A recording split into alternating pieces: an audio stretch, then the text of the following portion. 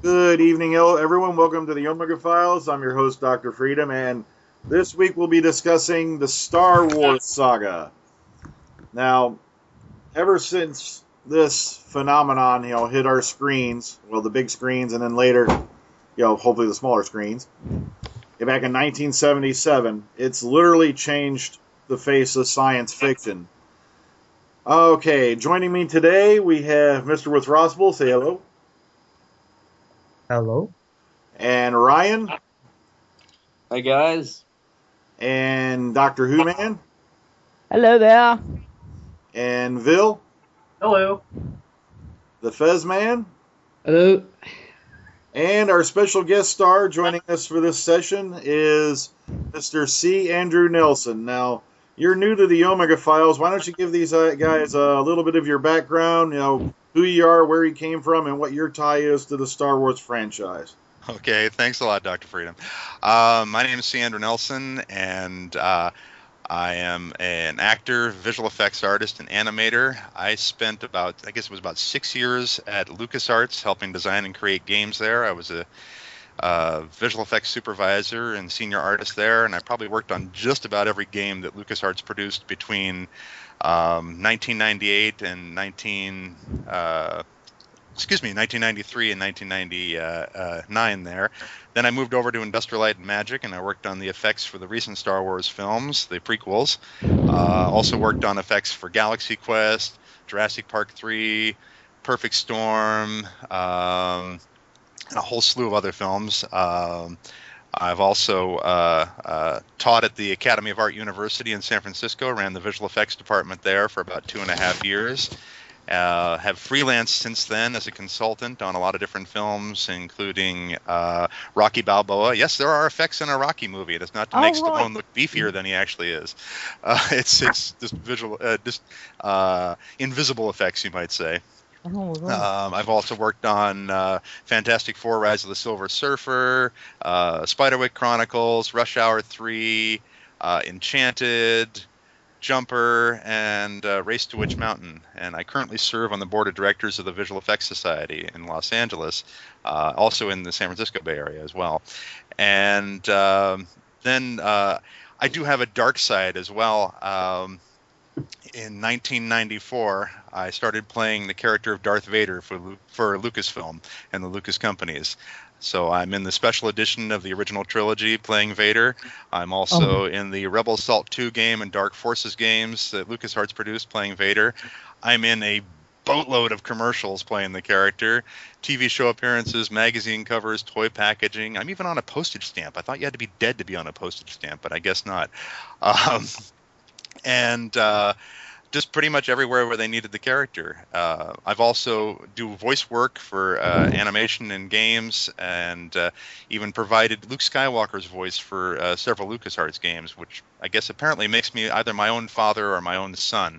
I don't know. It seems like a very Maury Povich show kind of thing. Maybe I should get that paternity test and see if I'm related to myself.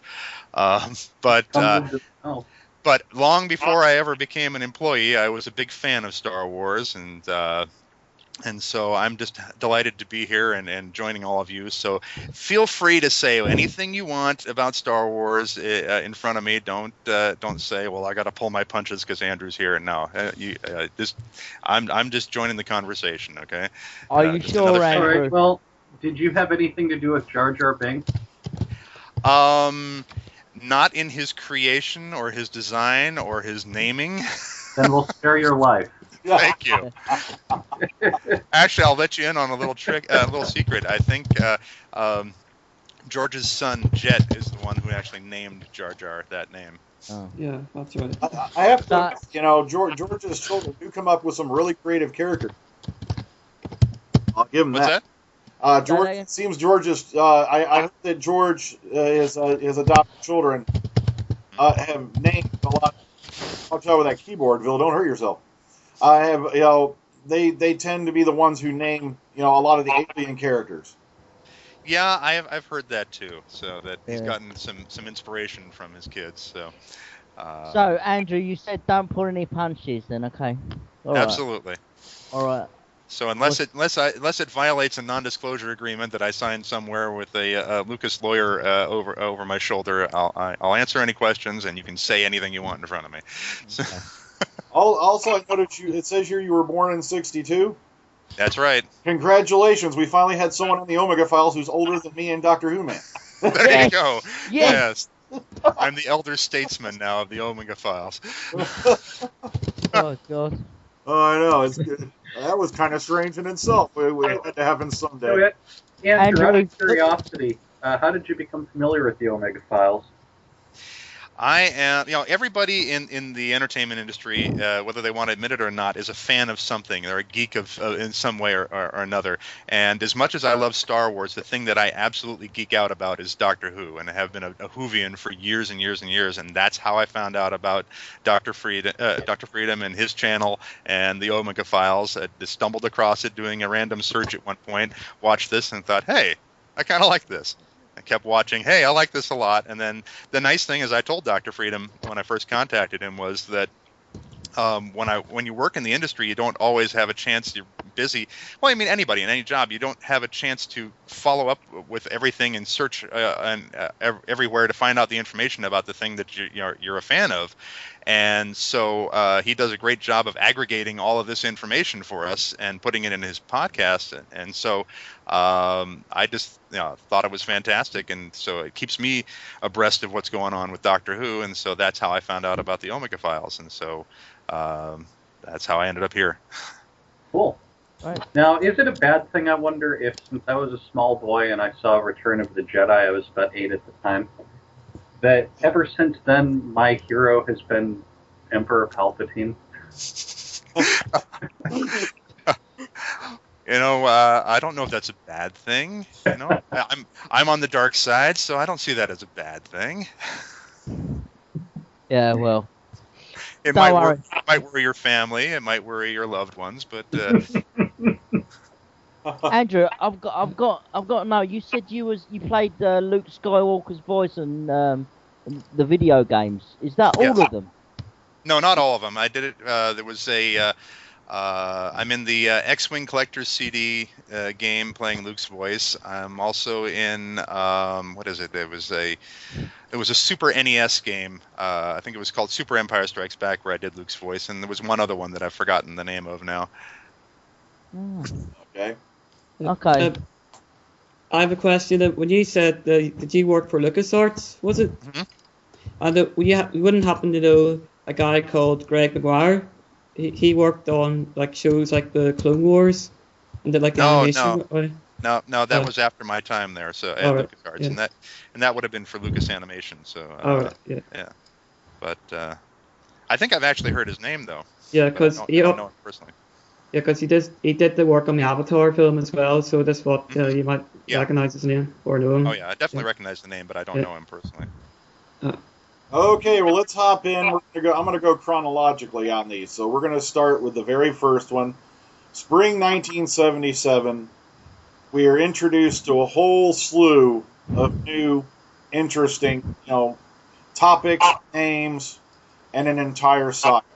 Like, it's just hard for me to believe that up till sometime in, I believe it was May, no one had ever heard of Industrial Light and Magic. No one had ever heard of the Millennium Falcon. No one had ever heard of Darth Vader. And then suddenly, boom, there they are. And now they're an integral part of, our culture and known worldwide. And so 1977, Star Wars, the original, comes out. The scary thing is, Bill, I was 6 years old. We went and saw it at one of the local drive-in theaters. I can't remember which one. It's long gone by now. And it's just still, that memory is as strong today as, it was when I was a child. And it's just mind-boggling how much it's, come into the culture, come into there, and these characters are still so well-loved coming up, shortly on 40 years later.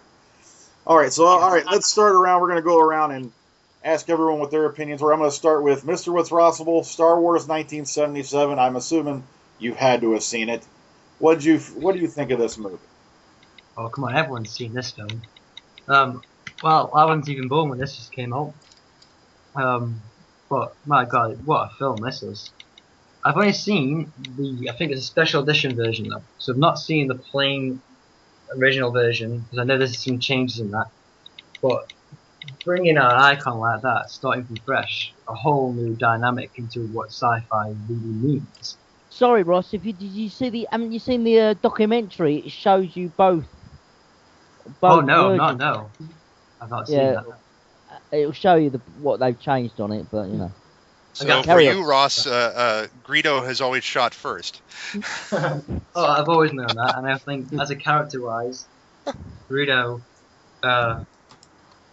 should have not got. Hans should have shot first, no matter what. Thank you. Yeah, I could never get over that. It's like, come on, this is Han Solo. He's not Mr. Nice Guy. You know. I know, yeah. That is my least favorite change in the special edition. To me, what it does is it robs Han Solo of a character arc, because he starts off originally because in the original version, Han shot first, knowing that Greedo was going to kill him anyway. So, in the first film, you have a character in Han Solo where, you get the feeling that even if it came down to him and Chewbacca, it's like goodbye Chewbacca. He's looking out for himself only. But by the time you get to the Return of the Jedi, you have Han Solo who now at this point his life doesn't matter. It's saving everyone else. And that's a wonderful character arc. But by doing that one little change, you really undercut that and pull the rug out from under that character arc, I think. So anyway, sorry, didn't mean to interrupt, Ross. Go ahead. Exactly. He smuggles drugs and stuff across the universe. Yeah. He's not going to be the nice guy on the street. Like, okay, you can shoot me. But I know that there's different changes, like Jabba doesn't appear. Mm-hmm. I think. I'm not sure. Well, his character changes, I think. I'm Yeah, not too sure about that, but I'm pretty sure you guys could back me up. It was a scene that had been shot. It had been shot with a live actor playing the role of Jabba, just walking around in a big fuzzy suit. And then they cut it out, and then George restored it by having ILM do a CG Jabba in there. Again, that's one I don't think even needs to be in there, because it's almost the dialogue is almost a repeat of the dialogue between Han and Greedo. So yeah, exactly. Oh, go on. Yeah, go on ahead, Russ. And he also spoils Jabba's character in the Return of the Jedi. Mm-hmm. It's so just throws it out, because you need to build up a character to be really menacing, and having him into the special edition really draws you out from the big threat that he's going to be. Mm-hmm. But characters like Luke Skywalker, it's like a massive household name now. Darth Vader, one of the, if not the best film villain ever, and the effects of the time were just amazing. How they pulled it off, I have no idea, and it must have taken a lot of work. Yeah, I can agree on that. But speaking of those two characters, speaking of Luke Skywalker, you start out in this movie, you're introduced to this guy, this big, tall, menacing, looming dark figure, Darth Vader. Then on the other side of the equation, you've got this simple farm boy, Luke Skywalker. And little did you know, further down the line, these two were connected. We'll get into that when we get to Empire. And it's just strange to me, how he was so able to weave this entire story together. Because you're starting off with all these people and all these different places who come together and do all these great things. Okay, any more on Ross? No, I'm fine with that. I'll let everyone else take it. Let's pass it on to Ryan. Star Wars 1977, your impression. Oh, wow. Classic movie. Yeah, just any memory of Star Wars brings up my childhood. Just watching these movies, every opportunity I could to watch them, I would. And this one is just great. All the performances, the look of it, so unique. I don't think it will ever be replicated again. I know, I agree with you there. It's just amazing to me, this, production came together, and, when you sit back and watch all the documentaries about all the stuff they had to go through, and, oh man, and plus, I can still pop this movie in today and still enjoy it as much as I did when I was a kid. It just fascinates me. Yeah, Definitely. right. Yeah. Yeah. Okay. Any more, Ryan? No, that's about it. Okay, let me pass it on to Doctor Who Man, or should I call you Darth Morris? Yeah, call me whatever you want. Doctor Who Man, Darth Morris, whatever. Anyway, I was gonna say, yeah. Well, Andy Man. Sorry. Andy Man. Oh, okay. I was gonna say, yeah. I'm basically the same age as Freedom Man here. I was 6 years old when I saw it in London cinema, and I was absolutely blown away. Fantastic, the original version, Mr. Lucas, and please reissue it on DVD or Blu-ray or whatever. The original version, none of this special edition. I don't know what it is. But sorry, Andrew. That's how I No, feel. that's fine. I mean, I fell in love with it so much. I went to see it twice in the cinema. The story was great. The cast was great, and it was nice to see people like legends. Well, I can't remember his name now. Alec Guinness? Alec Guinness playing the role. You know what I mean? You know, because isn't it? Correct me if I'm wrong, Andrew. Wasn't he persuaded to play? Yeah, he was not keen on the idea originally, but definitely had to be persuaded to it. And then apparently he also got a little tired of people always going up to him and saying, "May the Force be with you," or trying to get him to say the words, "May the Force be with you." But ultimately, well, of course, obviously he did come back for the other two, and he wasn't necessarily contracted to come back for the other two, but he did. So. Yeah. But and also Anthony Daniels was great as C-3PO and Kenny Baker, which, believe it or not, sorry Andrew, I thought they were real, but I was only 6. Well, of course. I mean, everybody did. Everybody thought that they were real then, you know. Up till I was like in my teens, I thought Darth Vader was a robot. Until we saw it. Later on, we found out man in there. Sure. Oh God! Well, that's the brilliance of the design and just the concept of the characters is that you instantly believe them to be what they appear to be on screen. Yeah, but and also what is it? Luke Skywalker's character was brilliant. I thought. I disagree what Mark Hamill does with his autograph signings. Charging $100 a go. But there we go. Yeah. I mean, sour grapes for not being the star. He should have been. I guess it goes by what the market can bear. I don't know. I know Carrie doesn't charge that much. Oh, Carrie Fisher's love. She doesn't sign that she's much. Wonderful. And she is wonderful as well. But great. But what really concerned me in that film was at the end where Leia kisses Luke. We didn't know that at the time, but a bit concerned. Well, you have to think. I don't think the second film was being written. Say that again? I don't think the second film was being written until afterwards. So. No, I think they wasn't it? The first 3 had been written.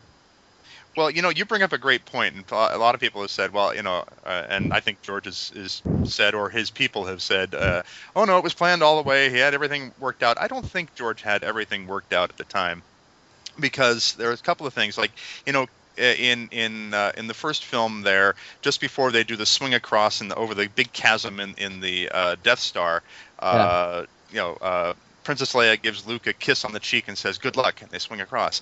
In the Marvel comic adaptation of that, which actually had to be in production before the film was released and had to be approved by Lucasfilm and the board of directors, and who sat on the board of directors? George.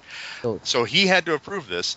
in the comic book illustration, she plants a big wet one on him, just smooching lips there, locking lips. And so I don't know if he actually had it all figured out at the time that Leia and Luke were brother and sister, or that even Darth Vader was their father. So sorry if I've spoiled anything for anybody who hasn't seen the films. If you haven't seen the films, that's too bad.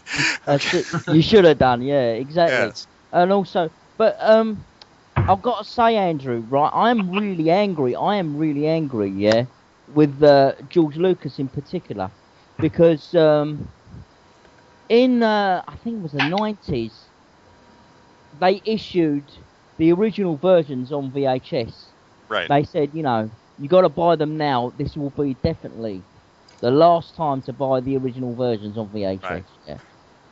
And I thought, I'll wait until it comes out in the new format, which was DVD at the time. God, it shows you how old I am. And, you know, I was waiting. And they haven't reissued them. Now, to try and purchase them on the DVD second-hand, costs you an arm and a leg. Do you know why that is, Andrew? Why won't he release them? The original versions? From what I hear, they probably will release the original versions on Blu-ray, and I think a lot of it is they're just there may have been issues at the time, especially with the first film with 20th Century Fox, because the arrangement that George had when he made the first film was that he sold the film to Fox. Fox owned the first film, but George owned the rights to all the characters and the names and everything like that. So you might look at it as this way, is that Fox owned the film and George owned everything in it. But he was kind of tethered to them, and it all depended on how much money they wanted to spend or how much money he wanted to shell out for restoration and things like that. Because you got to understand that to reissue them properly on DVD or on Blu-ray, they've got to be cleaned up. They've got to go through a whole process where they go through and clean the negatives, and that's a digital process. Some of it is automated through software, but some of it still has to be gone through and done by hand. Fixing all the little dirt hits and things like that are in there. Yeah. We call it booger fixing. Yeah. In the industry. But that may be part of the issue. It may also be that they want to, when a company like Lucasfilm, or now Disney that owns them, issues something that's already been issued before, in this case, as you've mentioned several times, they want to put new supplemental material on it. You can't just release the same thing again. So it may be that they're going through archives and finding other things and stuff to put on there. So that stuff I'm not privy to, but that would be my guess.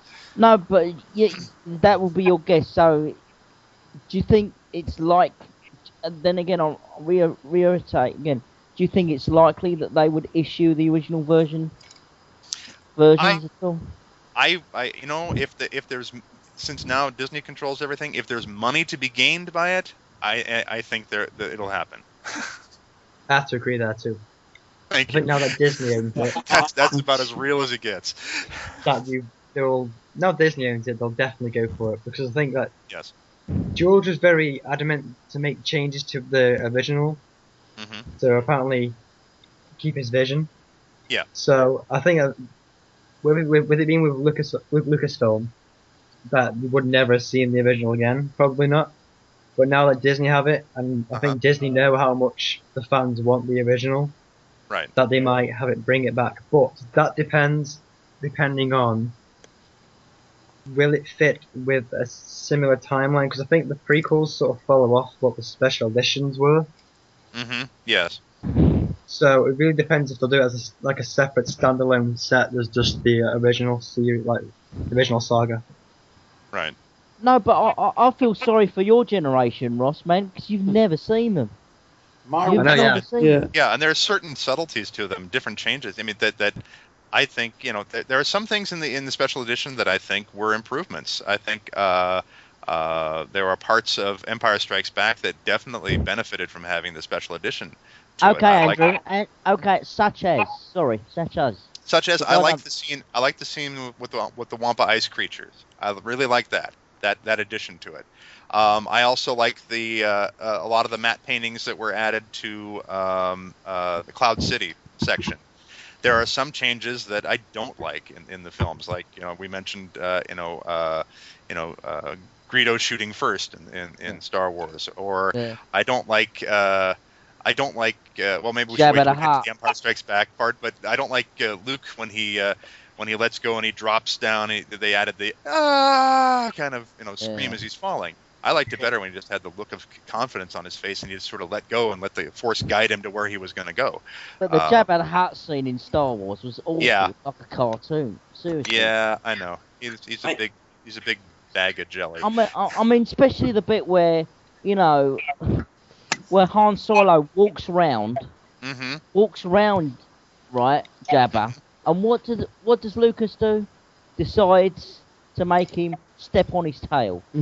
Well, that was an interesting thing, and that doesn't bother me so much because in the original footage, obviously he's walking around just a human person standing there who was actually shorter than Harrison Ford, and if he was going to walk around him, he can't just walk through his tail. He's going to have to walk over it. And you can't really doctor the footage of Harrison Ford to make him look like he's taking a big wide step, that he's got a big gait in his walk.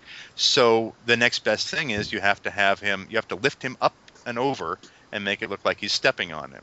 That's the fix for it. My biggest issue with that scene is it's absolutely unnecessary. It doesn't need to be there. I think they put it back in because it had Boba Fett in it. Oh yeah, that's right. But you know what? It didn't have Boba Fett in it. It didn't have, but it didn't. In the original footage, Boba's not there. Oh, okay. It's actually Mark Anderson if I remember correctly, from the ILM model shop that is in Boba Fett's costume in that scene in the special edition. Oh, okay, yeah. I agree with you. Yeah, I agree with you, Andrew. That wasn't really necessary, Yeah. I mean, right. but I agree with you though. I weep bitterly for Ross, who has never seen the original version. Yeah, and his generation, what I mean? I think I've seen the original. I think I might have seen the original versions because I can't. I'm not old enough to remember what version I saw. But a friend of mine had the VHS ones. Yeah, that would have been the original version then. Yeah. Because that From was 1990, wasn't it? Or 99, I think it was, wasn't it? 97, was it? Yeah. 96 is when they came out. Because we were doing a special promotion for them, I remember that. And they had me do a lot of personal appearances as Vader during that time. So, yeah, they were promoting it. That was one of the... It's kind of like those bands that do the farewell tour. This is your last chance to see them until the next time they're back out on tour. So yeah, like the Stones, isn't it?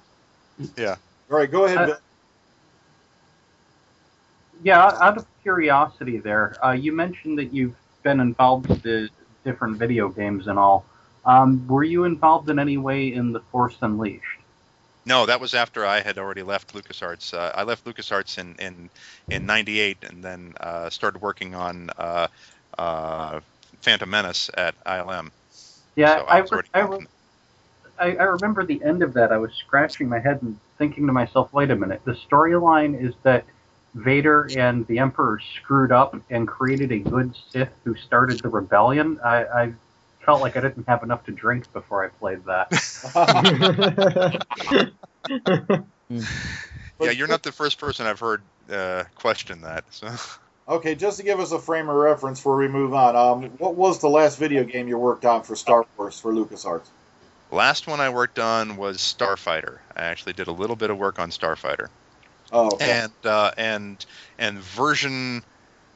the first two versions of Force Commander. It went through, I think, about 3 revisions before it was actually released. So, Sorry, can I just ask one question for Andrew? Go ahead. Yeah. How long on a game does it take for you to do your bits? How long does it take normally? On it, well, let's see. The actual game development can take several years. It's like making a movie. It can take up to a couple of years. We had one game that was a non-Star Wars game, but for various reasons, we had to redo things, and by the time you get something all together, then some other development happens in the market, and then it's like, well, we need to incorporate that kind of design into the game, and so we had one game that actually took, I think it was about almost 5 years before it was released, and it was a completely different game than what we started with. But my bits, it could be anywhere from a couple of months to a year or more. Same thing with working on films. You might. Sometimes I get called in as on a 911 job, basically, where they've got a shot that is become impossible, and they need some help, and so they call me in to get it across the finish line. And I might work just a couple of days or a couple of weeks on it, and then in some cases you might work 6 months to a year on a film or more doing effects on it. So. Okay, and is it basically, do you say, for instance, Phantom Menace, say you say it usually takes 2 or 3 years, do you get a basic script outline for the game from the script, or what? Oh, for games? Yeah. That was an interesting thing with Phantom Menace, because we had several games at LucasArts, because when I first started at ILM, there were actually games in development at LucasArts at the time. I made the transition sort of halfway through the post-production part of Phantom Menace. So I was dealing with games based on it at LucasArts, and then transitioned over and actually started working on the effects for it at ILM. But it was very secretive because it was the first new Star Wars film in 16 years, and they had different sections of the team that was working on the games for Phantom Menace were sort of sequestered in one part of LucasArts, and you weren't allowed to go in there without signing a stack of non-disclosure agreements. It was very interesting, and I actually, I remember I had to edit some footage, some cutscene footage, just for a promotional video, and I literally had to sign a stack of NDA forms there. Just to make sure that nothing leaked out, and that I could be I could be jailed for life if I leaked anything out. But so it does take a little bit of a time, but we didn't. A lot of times you don't necessarily get a full script. You get, or maybe the game designers in a case like that would get. They'd be privy to a lot more information. The project leaders would be given more information than, say, the programmers or the artists or anybody like that. Or certainly the game testers would only see what is being presented to them in the part that they're testing. So it's very limited. On the visual effects side of things, if you're working in films, a lot of times it's very interesting. Like I said, you can work 6 months to a year on a film. But in most cases, and this is not just for Star Wars, for any film, you're seeing it out of sequence, you're seeing it without sound, you're just working on the visuals for it. And so sometimes you could work all that time and never know if the film you're working on is any good or not. I worked on Galaxy Quest, and it was one of the rare times where they actually showed us a rough cut of the movie while we were working on it. And we all went, wow, this film's great. We were all really psyched to get the effects finished. I feel bad for my colleagues that were working on Wild Wild West or something like that. Just awful films. Where you do all this great work and then you go see the movie and it's like, so. We won't mention that, but yeah. Oh, sorry, we digressed here. Now that you've brought it up, I gotta ask the question. Galaxy Quest. The rock creature was in that movie. Were they taking a jab at the rock creature that was supposed to be in Star Trek V? I have never had that actually confirmed for me, but I'm pretty certain that it was. Because ILM had bid on that film, and the studio went, Paramount went cheap on that, and they wouldn't give Shatner a big budget for it, for effects. Of course, Shatner and Nimoy took a big chunk of the budget with their salary, and Shatner in particular, because he's getting paid not only to act in that film, but he's also getting paid to direct it.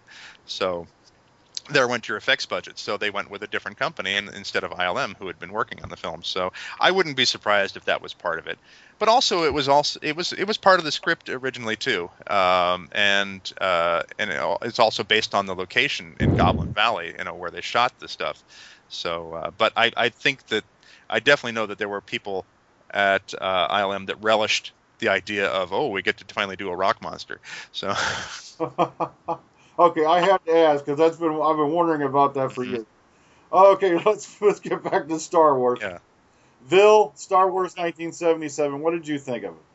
Oh man, you're talking about the movie that made my childhood. Granted, I have to ask something before I finish this. I know it came out in '77. What I don't know is, was it before or after September? I believe it was spring. May 25th, 1977. Okay. Then it came out when I was only a year old, not 2. Suffice it to say, I obviously don't remember it from when it first came out, but from being a toddler on, oh my god, I can't tell you how many times I've watched that movie. And yeah, I mean, it's definitely a classic. I mean, even if a person doesn't appreciate science fiction because they're a square or whatever, one can't deny that this is just an absolute classic. Very well put together movie. And yeah, you're talking about people who were mostly unknowns, not all of them obviously, and all of a sudden, boom, major cultural icons. You know, what's not to love about this movie? I could go on and on about the plot, but you know, we talk about that kind of ad nauseum as is. But that movie literally helped shape my childhood. How could I not love it? Okay. And let's pop in on the Fezman here. Fezman, Star Wars, what are your thoughts on it? You're probably the youngest member of the panel, just about. Well, probably one of the youngest, but unfortunately, I wasn't around when it was out, but I did see it on the VHS. I remember watching, and I think, I don't know if I watched them all in order, but I do remember watching episode 4, and I just, I think it was probably, like what some people saying, it's definitely one of the best like sci-fi films, and like it influenced like many of the other films like we have today. Like you have Luke, who's the hero, and then you have Han, and then you have the Dan Soleil. It's like the same with you have like the Harry Potter films that are nearly sort of influenced in a way. Like you have like the 3 people really, and it's just like it's based on so many things, and it kicked off careers for people. Even though Mark Hamill didn't have the best career, he did a pretty good voice for the Joker in the Batman animated series. I forgot about that. Yeah. Oh yeah. Yeah, he was pretty good. Yeah, and yeah, basically like what most people said, it's pretty good. Although it's probably not my favorite Star Wars film, although I'd probably be banned. I think I like Return of the Jedi the best because that's the one I probably watched the most out of the original trilogy. So, all right. Yeah. And of course, we'll move on to Andrew. Your thoughts, Star Wars 1977. Never saw it. No, just kidding. I think it's safe to say that it literally changed my life. And as you said, Dr. Freedom, it's like it's one of those things where it's like you think back to it and you have a crystal clear memory of it. When I saw the film, I can remember the date. It was June 16. I was probably just a week shy of my birthday. And I remember we went to the Coronet Theater in San Francisco on Geary Street, which is now gone. They've torn down my childhood theater there. It was a big, beautiful theater. But there was a line just blocks long to get into. Get into that line. And that was just a line to buy tickets. Then you had to stand in another line to wait for your turn to see the show. And I don't know how I managed to do it because I certainly wasn't first in line. But my friends and I were there, and we managed to get the best seats in the theater. I literally think I had the absolute best seat, sort of dead center of the theater there. And up until that point, I had always fancied myself as becoming the next Ray Harryhausen. I wanted to be a stop-motion animator. I was influenced by his films like Seventh Voyage to Sinbad and Jason and the Argonauts, and that's what I wanted to do. Classic. And literally, as the film started, and we really didn't know a lot about the film. You know, all we had seen was the trailer. What was the tagline on the trailer? Somewhere in space, this may all be happening right now. And that was a great trailer. But that was all we knew about it. And we sat down, and we knew that Peter Cushing was in it, and we were all big Peter Cushing fans, my friends and I. And so we sat down there, and I'm sitting in the perfect seat, and the moment that the Rebel blockade runner flew over my head, followed by this massive Star Destroyer, I looked up at the screen and I thought to myself, I want to do that for a living, But the problem was, of course, at that time, nobody had ever done that before. So how could you learn to do that for a living? They had to invent all of that type of technology for visual effects at that time. But it changed my life, And so I remember we used to go like just about every week to go see the film, and we would get there at if say the film started at 1 o'clock in the afternoon, we'd get there at 10 o'clock in the morning just so we could say, ooh, we're first in line, because we were I was like we were 15 years old, and we had no life, we had no girlfriends, we had nothing. So we're just hanging out in front of the theater. And I remember I made this really wild prediction at the time. I said, one day I'm going to play Darth Vader. And they go, oh, shut up. Yeah, I'm taller than you are. And it's like, yeah, well, no, you're not going to play Darth. Yeah, they'll make some TV show or something, and they won't use the original actors, and I'll play the role. So, I mean, little did I know that I'd actually get that. Hey, Andrew. Yeah. Did you put any money on it? No, I didn't. I should have. I should have put a big wad of money on that. Give him a target. It's not too late. I know. I should. All that wibbly-wobbly, timey-wimey stuff. Yes. The only movie I've ever waited in a long line for was the Simpsons movie. Was it worth the wait for you? For me, it was. Good, yeah. No, I mean, you're right, actually, Andrew. I do actually remember Star Wars, and there's another movie we had to go in line for was Superman the movie. That had a huge line. I remember that. That was massive. And also, do you remember, Andrew? Do you remember when, say, for instance, you could actually stay in the cinema to watch the second viewing? Oh, yeah. They don't ever do that now. They don't do that now. They took you out. Oh, yeah. We used to do that. We'd stay and we'd watch it 3 or 4 times. yeah. They chuck you out now. But, yeah. But I remember at that point, I just wanted to find out everything I could about... And it was the first time I had ever stayed to watch the credits for a movie. Usually it's like movie's over. It's like you bolt out of there, you're ready to leave. Yeah. But I wanted to stay, and I said to myself, I got to find out who made this movie. How'd they make it happen? And I devoured every magazine I could find. I made my father take me just all over the San Francisco Bay Area, just every magazine shop, comic shop, everything, bookstore, to find out information about the people that made this, mostly on the technical side of things.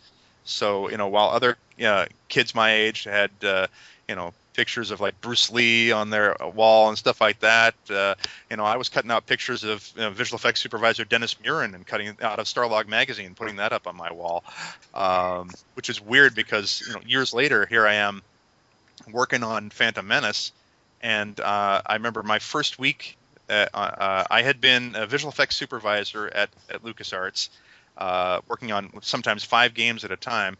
Then I moved over to ILM and was hired as a rotoscoper, which is a job where basically you are taking live action footage and you're isolating part of it by tracing the outline around something to protect it so that you can composite something else in behind it or something, so you can manipulate it separately. And you have to do that every single frame. It's pretty tedious. Or you also do digital paint work where you're painting things out that didn't need to be in the shot or painting things in that should have been in the shot. Okay, but I got hired as a rotoscoper, and then was immediately drafted into matte painting. And and I'd never done a matte painting before in my life. What's and matte painting, Andrew? What's matte painting? Matte painting is when you're creating backgrounds that didn't exist. So sometimes it's a sweeping vista or something. Well, in this particular case, the planet of Naboo, it didn't exist. It was we had to all those backgrounds that you see, except for some of the moving footage, we had to create out of a series of photographs of different rolling green hills in the San Francisco Bay Area, the North Bay, in the farm country there, and just kind of put it all together. And so, in Photoshop in this particular case. And so I'm creating backgrounds for these shots, and I remember by the end of my first week, I'd never done a matte painting before, and I'm showing my very first matte painting to Dennis Murin, standing at his desk, and he's reviewing my shot. And I'm thinking to myself, wow, I used to cut pictures of you out of Starlog magazine. It's like you were my hero. And then he did something really bizarre. It's like Dennis was a very cool guy, and he's making comments about my shot, and then all of a sudden he turns to me and he goes, "Oh, I don't know. What do you think?" And I'm thinking to myself, well, you're the guy with more Oscars than anybody alive. You tell me.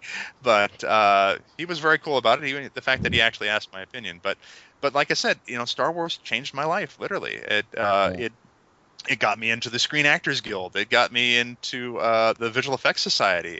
It's provided me a career. It's allowed me to do charity work. When I go and I do conventions, I raise money for the Starlight Children's Foundation. Oh, that's good. So it's been an absolute blessing to me. But it's like that one film, though, just as a film, it still holds up. I mean, even if you don't like the changes in the special edition, there's still enough there of the original that it's still powerful. It's still got a great impact. Can I just ask you a very quick question, Sure. Andrew? Is it a lot quicker now with the visual effects now with the computers, or is it still the same detailed work but different? Yeah, what is it that Yoda says about the dark side? It's quicker, easier, but it's not necessarily better.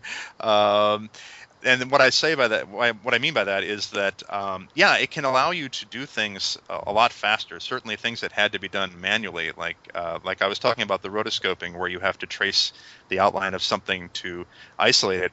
In the old days, everything was done as an optical process, and you had to project the image onto animation paper and trace that outline there, then transfer it to an animation cell and ink it in with black ink, and then photograph it and use that as your mat. So it was a very long, tedious process. Now it's a computer thing. You can set a lot of keyframes and have the computer interpolate between those keyframes and do some of your in-betweens for you. You may still go through and tweak it, but it's a much easier process. But the thing is, as the technology gets better and the process gets easier, then filmmakers want to do more and more. So the schedules are still just as long. Okay, No, Ross. the real. Whoa, Ross lit up a couple times. Ross, do you have any questions? Oh, just on about the rotoscoping. Do you need a patience of a saint to go through that? You definitely have to have the right temperament to do it. It can be very, very tedious work. Some people look at visual effects as movie magic, and in fact, that's one of the things as the Visual Effects Society we're trying to do is to educate people. We're about ready to do a big project that will help educate the public and the industry itself, because there are a lot of people in the industry who don't even realize how much work goes into visual effects. They think, click, click, click, and the software does everything. But you have to have patience, and there are some times where it is magic, and it's a really cool process, and sometimes it's just laborious. And if you're doing a 1500 frame rotoscope of somebody's head as they're turning their head back and forth, and their whole outline changes as their spiky hair changes, like you look at Hayden Christensen in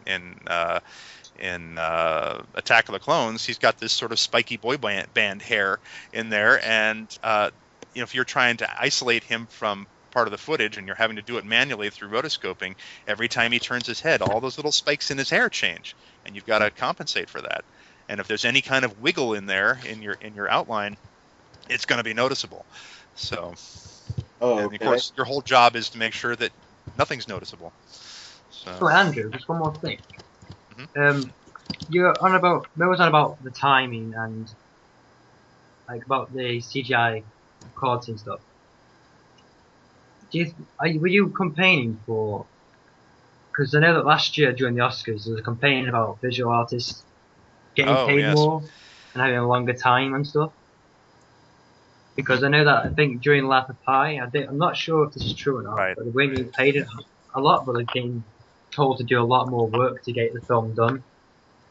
It was a big issue, and that company Rhythm and Hughes that worked on it, and here ironically they get the Oscar and then have to file for bankruptcy, restructuring of bankruptcy, but still, it was a big issue. And then you had a lot of people that were upset because as the Oscar winners for the visual effects go up there to make their acceptance speech, they are sort of played off stage by the music. And of course the music they chose was, and it was by accident because they were doing different movie themes, but the music they chose was the theme to Jaws. So as they're talking about it, they're just about to mention the plight of the visual effects industry. You hear dun dun dun dun. So, and then you had Ang Lee, who the director, who thanked everybody, but forgot to thank Rhythm and Hughes when he. So there were a lot of people. It was a big deal. There was a lot of people upset about it. But it is a big issue in the industry, in the entertainment industry, and I think a lot of it goes towards educating people, not just the audience, of, well, here's what goes into making the visual effects that you love so much, but also educating the industry, that the different people, directors, writers, producers, actors, cinematographers, everyone, of here's exactly what's involved in bringing to screen the images that you want to see, and that's something that the Visual Effects Society is working on. Trying to, make it, just educate everybody as to what it involves. Okay, you had another question, Dr. Uman? No, sorry about it. I just found it fascinating. Sorry. All right. Thanks. Okay. Go ahead, Bill. Yeah, there was just the one. I heard a lot of good questions and really informative answers, but there was one thing that still sticks out of my mind as the most important. Going back to when you were a child, you told these people that you would still play Vader, that you would play Vader. Have you maintained any of these friendships into your adult life? And if so, have you told them, "See, I told you so"? Yeah, one of them I did. Eventually, I was able to say, "Hey, see, I told you." No, they knew. Yeah. So. Okay. Like I said, like you said, I should have had money riding on it. It's like. Oh, very quick, Andrew. What does Dave Prowse think of it?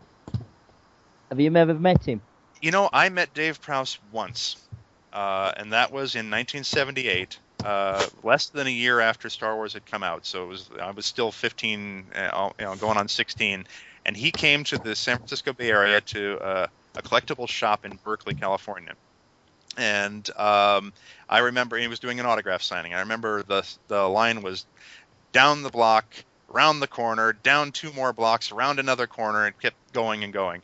And my dad and I were in the at the very end of the line, basically. And I thought Dave Prowse was absolutely charming to meet. The one thing that really impressed me was he was only supposed to be there a couple of hours, and he stayed until everybody had an autograph. And when he would start getting writer's cramp, he'd get up and walk the line and chat to people and shake hands. And I thought, wow, if I'm ever in a position of where somebody's going to ask for my autograph, that's the way to do it. Just really be personable and everything. Yeah. I have never crossed paths with him since. Would love to would love to meet him again and chat with him. We have several mutual friends and acquaintances. Peter Mayhew is a friend of mine. Peter and Angie Mayhew, they're wonderful people. I know Anthony Daniels. A lot of different people in Star Wars. I've been very fortunate, blessed to work with a lot of different people. You got to come to London because he does do the conventions circuit a lot. So, but he's a very nice, very approachable. I don't know if he shies away from doing signings from anybody else connected with Vader. I don't think he ever did signings with Bob Anderson when Bob Anderson was alive. But I don't know. Well, he did one with Gil Taylor. Oh, okay, yeah. And both of them were nice. I met them both and things. So yeah, they're very nice. So yeah. So I don't think he does. So. Yeah. Okay. So Star Wars 1977. This was literally the birth of Industrial Light and Magic. Matter of fact, I believe they were the first ones to experiment with blue screening. And also a lot of the motion control camera technology we have today was basically birthed from there. And it's still hard to believe that it all started out as a big empty warehouse built. And that's about where they started. And if you ever get a chance, go back and watch the documentaries. Sorry for echoing a little bit, Bill. Go back and watch the documentaries. I especially love the part where they're showing how they created this whole landscape of the Death Star, from scavenging model kits. And the scenes where the fighters are crashing into the surface of the Death Star is them literally laying out this huge set, of this miniaturized, Death Star surface, and they're driving alongside it in the back of a pickup truck with the model out at the end of this wire on this rod. And then they slam it into the surface, the pyrotechnic goes off, and boom, there's your starfighter crashing into the Death Star. I always thought that was amazing. Oh, it's brilliant, yeah. Yeah. Okay, but let's go ahead and move on. The Empire Strikes Back. And we were all sitting on the edge of our seats, for going on, it was almost 3 years, because it didn't come out till May 21st, 1980. And, they leave you at the end, okay, everybody's happy, everything's fine, it seems, and then, everything goes to hell in this movie, because, Vader's back, Vader's ticked off, and he's hunting down, the rebels, and now he's got an inkling of this guy, wait a minute, he blew up my Death Star, I better go find him. So, let's mix up the order a little bit this time. The Empire Strikes Back, 1980. We'll start off with the Fezman this time. What did you make of the Empire Strikes? Oh, yeah, spoiler alert. Vader was Luke's dad. Okay. No. Nah. Oh, you ruined it now for me, Dr. Freedom. Right. Okay, Yeah, well, you can go ahead and start. Although when I was a lot younger, I didn't really watch it from start to finish, and I sort of didn't really remember it as much. But when I got older, I think I appreciate it a lot more. And I know many people say this is one of the best trilogies or best sequels of all time, because nobody expected the twist. Can you hear? Mm-hmm. Yeah. Oh, sorry, I thought it knocked off there. Yeah, and I thought this one was good, especially because you got to see more characters, and then you didn't know there was more Jedi, and then when you got the vision from Obi-Wan saying he has to go to meet Yoda, and then you wonder who he is, because you thought Obi-Wan was the last Jedi, and the Jedi training was interesting, and you got to sort of learn more about the past of Anakin Skywalker and all, and it was just pretty good, yeah. And but the only thing about it is just at the end where this sort of lays it off, when we go off to rescue Han from Jabba at the ending. This sort of seems like you have to wait till the last one. It's have you seen the Family Guy one? Yeah. It's they make the spoof of it, where it's they have the Back to the Future to be continued, and it's wait, that was it. They did raise a compelling question, though, in the Family Guy one. Why, or in Family Guy, why was Lando wearing Han's clothes? Oh, I didn't even notice. Yeah. I just had to ask that. Yeah. They have a special relationship. Yeah. Oh, can I just say something about that, actually? Well, do you remember, in the Star Wars, the first one, there was no black people? Well, Lando, he was the first black character in Star Wars, because I think, was it what George Lucas said, he wanted to have, the galaxy to have, more than just, white people, just, want to have, different races. Sorry, I'm not trying to sound, offensive or anything, but just, instead of having, all white people, wasn't that what he meant, wasn't it? Did he say that in the documentary, was it? Yeah, I think so, or something like that. I mean, Dave Prowse always used to say that's why they brought in James Earl Jones or something. Oh, yeah, that's right. About that, Yeah. But, I don't think, because you can't have a Cornish accent, being Darth Vader, innit? Yeah. If you've seen the footage, the interesting thing about the Star Wars films is that you have to realize that there's so much going on set when they're shooting these things that in some cases, like in the case of Return of the Jedi, 85% of the dialogue is recorded over again in studio later, because there's just so much noise and you just can't control the sound as well there. Yeah. So there's a lot of additional dialogue recording, or ADR work, that's done on these films. Anybody who's a masked character, even though like Anthony Daniels or Dave Prowse are saying the lines on set, you still have to go in and dub somebody has it, to record that in, and dub it in. So Oh yeah, because if I remember correctly, the story was they had Dave Prowse in the infamous scene, where Luke's hanging there off the thing, in the Cloud City.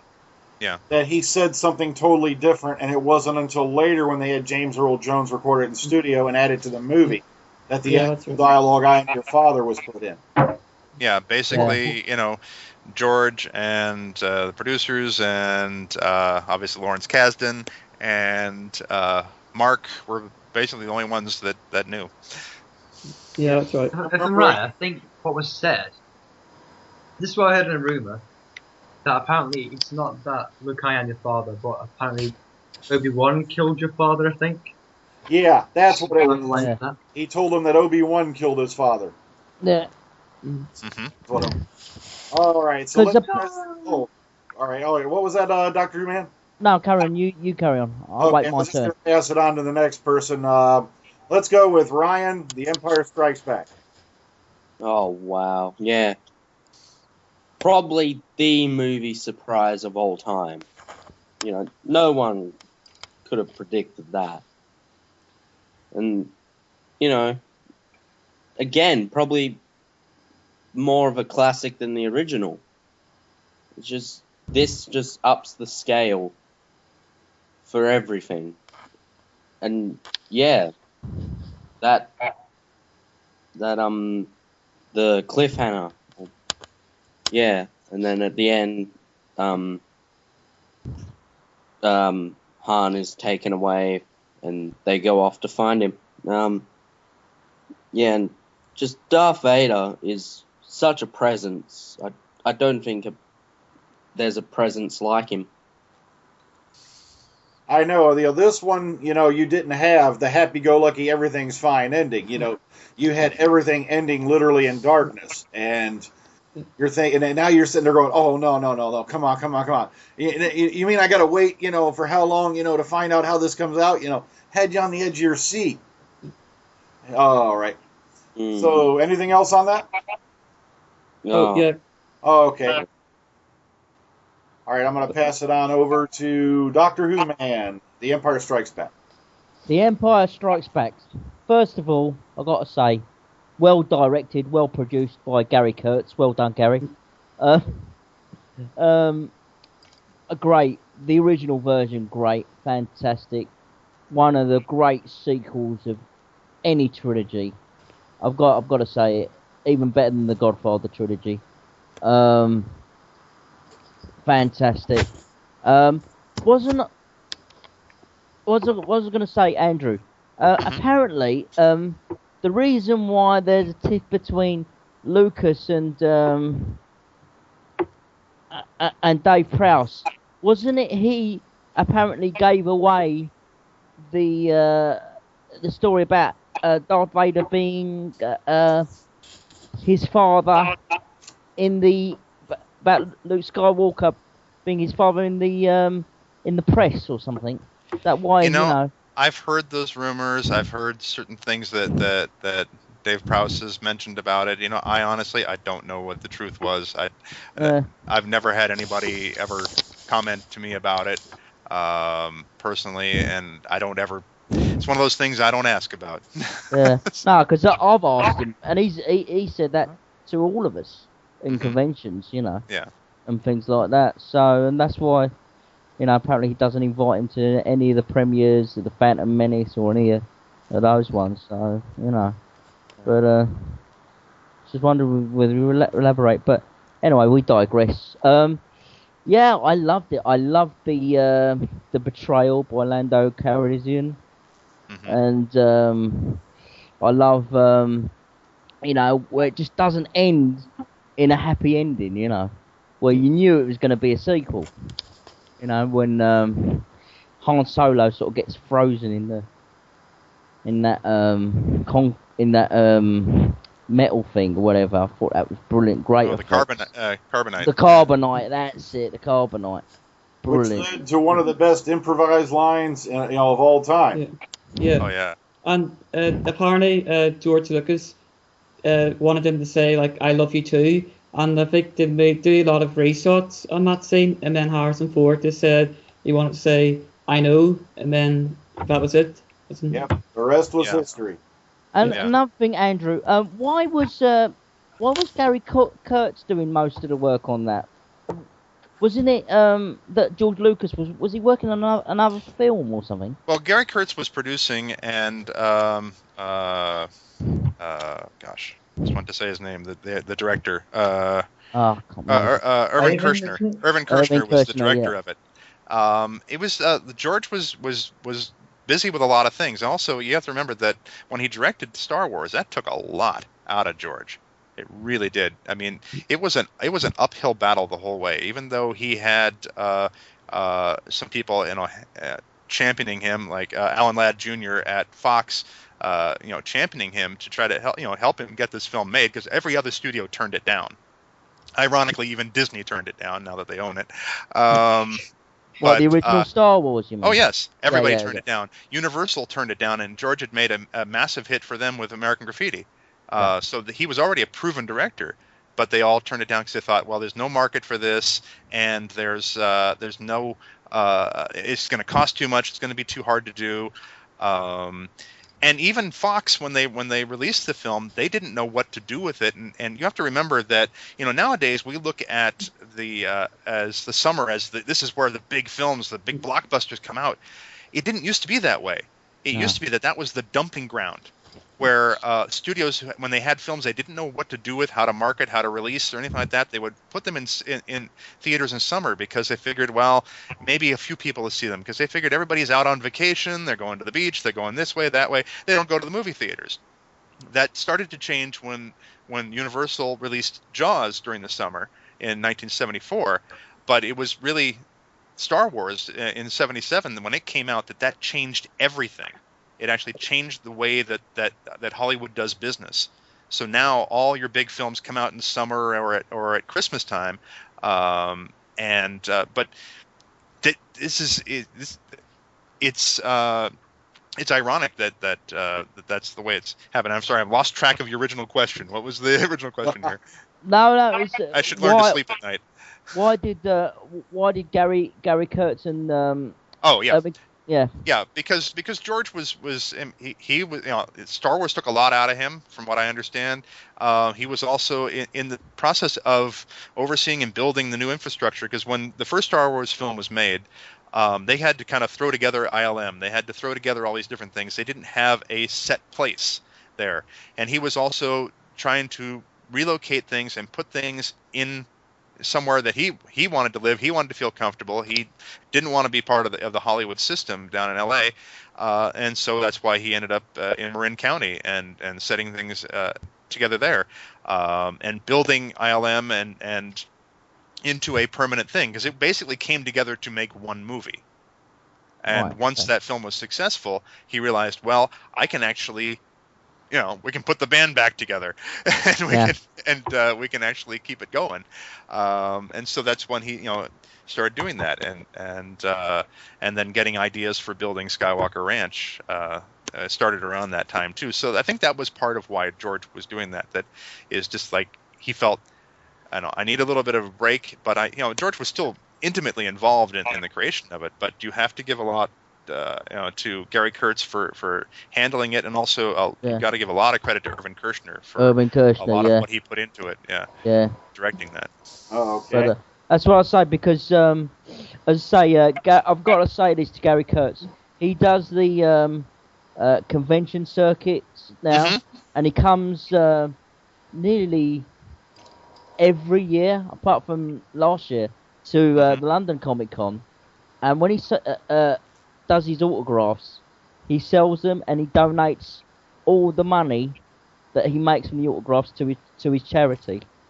So that is great. That is great. It's very, very, very thanks for answering my questions, by the way, Andrew. Okay. Next, we're going to move on to Ross. By the way, Andrew, Ross is studying filmmaking at university. I forgot to mention that earlier. Excellent. So, what's your goal? I want to do directing. Of course. But what I really want to do is direct. Yes. Yeah, but everyone seems to do that, so I'm going down the role of sound designer and sound mixer.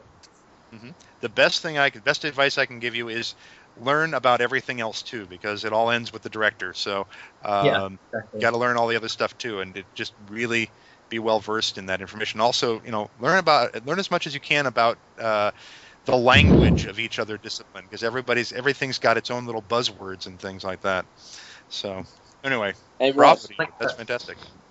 Ross, you never know. Maybe one day Ross will be working on a movie together.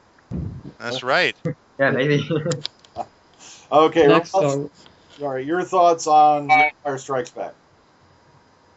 Well, I think this film is what made Star Wars what it is today.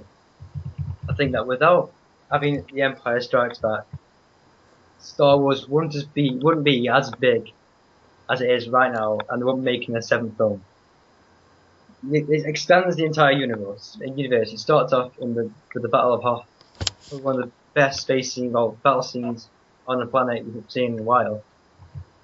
Then Darth Vader comes down with that new music, the Imperial March, which gets introduced in this film. It sends like a proper menace down to Vader, giving him such strength and power. You get to see Yoda, the Master, Jedi Master, as he passes away, and as like the mentor that takes over from Ben Kenobi in the last film. We again see Ben as a ghost who comes back to tell Luke, which is I think one of the best moments in the film, when Yoda and Ben are on about Vader and that they need to get together. That Luke needs to destroy Vader, but he has to do it by choice. I think he does. Like he doesn't have to be strong to beat him. And again, at the end, the hero is defeated in a way because Han is taken away in carbonite. Vader's destroyed Luke essentially by chopping his hand off, and we're left there that one shot over the galaxy of just Princess Leia and Luke together, and the massive reveal, like we said, of Darth Vader being Luke's father. What a great, entire great episode of Star Wars. One thing that always frightened me as a child was when Luke and Vader were fighting down in the lower parts of Cloud City, and I think it's very hazy in my memory, but at one point like Luke's just going around, then Vader comes out of nowhere or something. Oh yeah, when he springs out from behind that column. Oh god, that scares the heck out of me. Yeah. Oh, it's a brilliant scene. Yeah. Wow. And again, I think one character that we've all overlooked. This is the one that introduces the Emperor, who is the main villain of the entire Star Wars series. Oh my god. Yeah, who was played by another actor. Up until that point, I was gonna say up until that point we only hear references of him, but we don't, and we know there's an Empire, so obviously there's an Emperor. But at that point, we finally get a glimpse of him, so in a holographic form. Yeah, he was played by another actor, and then then later on we get introduced to Ian McDiarmid as the Emperor, and I always thought he was fantastic. It was good. Yes. The first actor was actually an old woman. It was? Yes. Yeah, that's what I've heard too. With the eyes of a chimpanzee superimposed over it. Oh, I never knew that. Yes. Wow, that is interesting. And then the voice of I forgot who the voice was now. Clive Neville. Ah, I had no idea. That's interesting. I never knew that. Cool. Okay, let's move on to Phil. Yes. Phil, your thoughts on Empire Strikes Back? Oh man, that was a fun movie. I loved the hell out of it. And of course, me being a fan of seeing a movie where the good guys don't win, because, well, let's face it, why do we root for good guys in movies? It's because in the real world, they usually don't win. Well, when you see a movie, the good guys are almost always winning. It's the bad guy who's the underdog. So unless it's a true story, I pretty much always cheer for the bad guys, and I was Same here, thrilled. mate. Same here, mate. I was thrilled with the end of Empire Strikes Back. Man, I have too many titles going through my head right now. But it wasn't just the end of the movie that made it for me. Although, of course, that was my high point. I just loved the entire story, and it was great seeing how these characters were developing. And it definitely had me waiting for Return of the Jedi. I mean, it certainly didn't do anything to make me lose interest. If anything, it took a movie that I loved, Star Wars, and just brought it up to the next level. Man, it was awesome. I know, that's one thing I got to say about Empire. It's one of the few sequels that I can think of off the top of my head that was actually better than the first movie. And, it was more intriguing, more fascinating, more exciting. But don't get me wrong, Freedom. I've still got a soft spot for Star Wars. I'm sorry. I've still got a soft spot. No, I'm just saying, it didn't necessarily eclipse it, but it really added to it so well. Yeah, it did, yeah. Yeah, it definitely did. And also, Vader's such a badass in this film. Compared to the first one. Yeah, one of my favorite parts, is during that lightsaber duel down there, basically the whole thing. Because they made Vader so dark and ominous, standing up there on that platform. And he's just this dark outline. You can't even make out his features, so they zoom in a bit further. But then that scene later on where they're fighting, and Luke's coming at him, and he just drops his lightsaber and starts throwing crap at him. This is nothing, Yeah. He kills it. Oh, sorry. He kills a lot of his crew as well. He seems to. He must need a whole lot of new recruitments.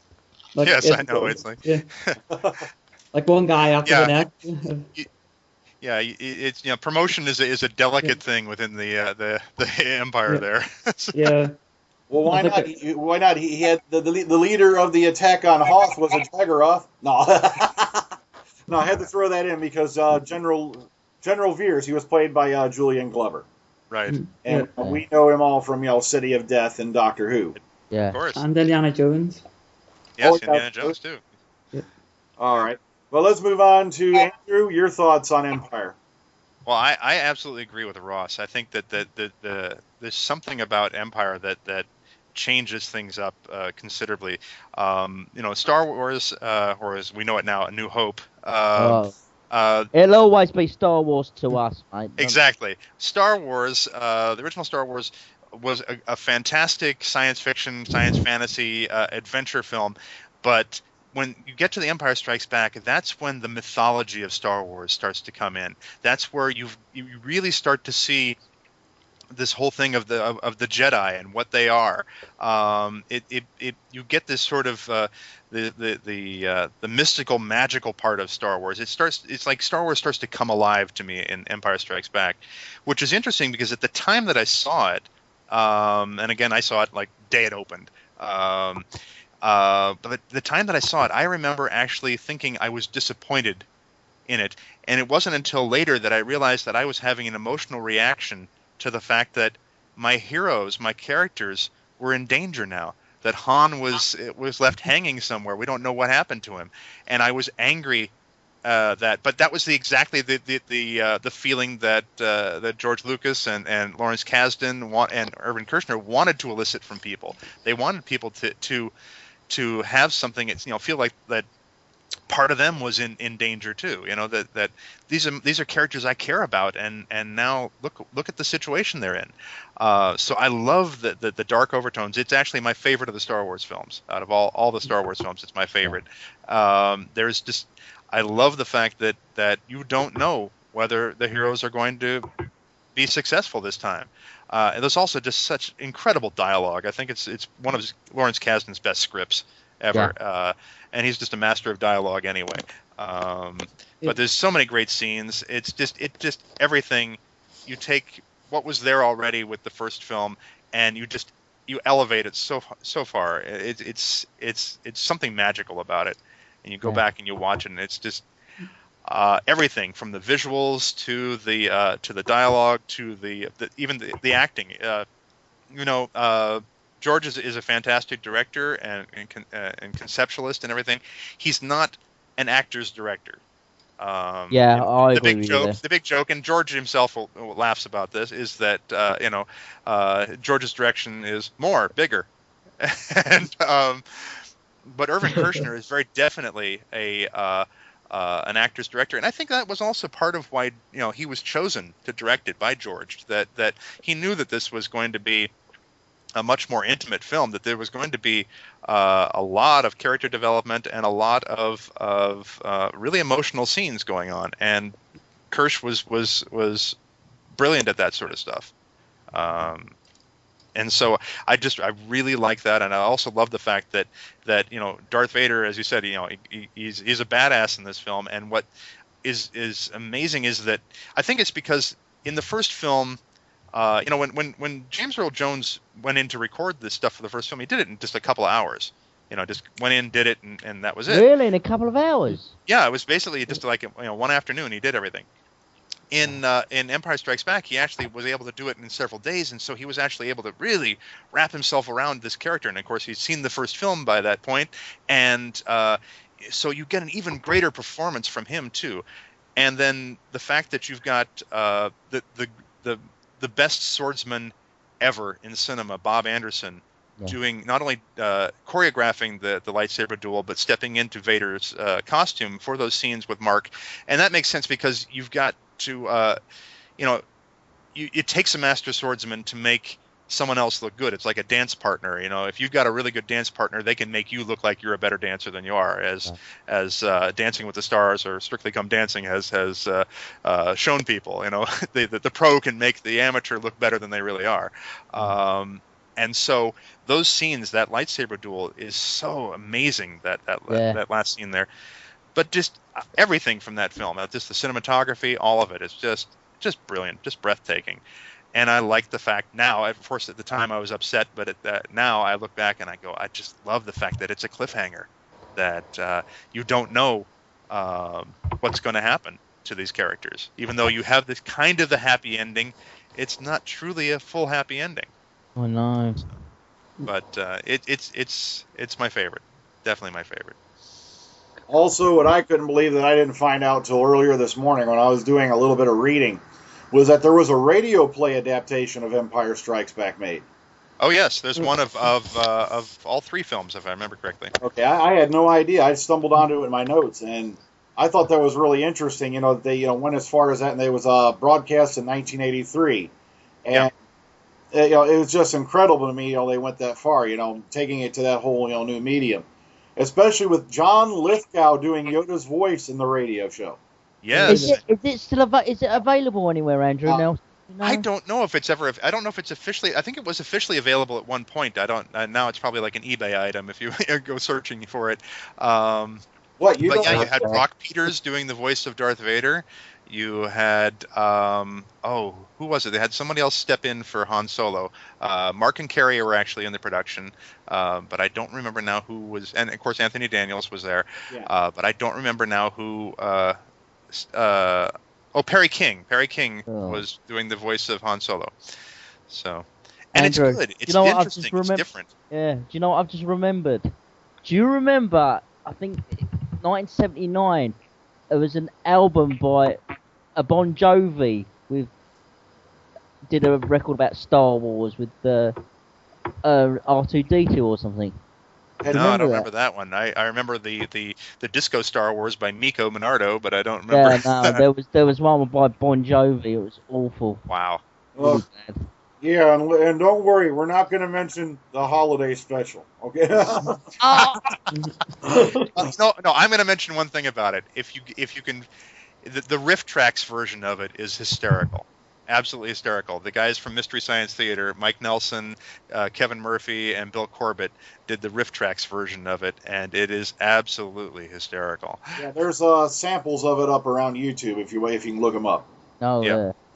But it's like Dimensions in Time for Doctor Who. But exactly. Yes, exactly. Yeah, Dimensions in Time was the Doctor Who, what the Star Wars Holiday Special was the Star Wars. So. Yeah, well, Okay, now, of course, everything's left in darkness. Han Solo's been captured. He's taken back to Tatooine, to be, taken in by Jabba the Hutt. The Empire has kicked everyone's butt, and that leads us all the way to 1983. Yes, we had to wait another, 3 years. May 25th, 1983, Return of the Jedi is released in theaters. Now, my general impressions of this one, oh man, it was so weird being, back on Tatooine again in the first place. But everybody wonders why, that poor Sarlacc creature is so irritated. It's like, come on, it's bad enough you get sand everywhere, but you're a big gaping hole in the middle of the desert. How can you not get sand everywhere? But okay. I know. I always expected to see it every so often go, puh, puh, puh, Okay, this time we're going to start off with DoctorWhoman, Return of the Jedi. Oh, God, you would have to start me off with this one. I have to say, get rid of this, folks. I didn't like this. I was really disappointed. That's okay, honest. Yeah, well, I have to. To me, I just said, what's Lucas on? This is Star Wars with teddy bears. You just reminded me of the guys from Clerks. Yeah, you get the Jedi, and what'd you get? Muppets. Oh. It helped Warwick Davis, though. What was that? It helped Warwick Davis, though. It made him. Oh yeah, it made him a huge star. Yeah, recently starring in Nightmare in Silver on Doctor Who. Yes. Yep.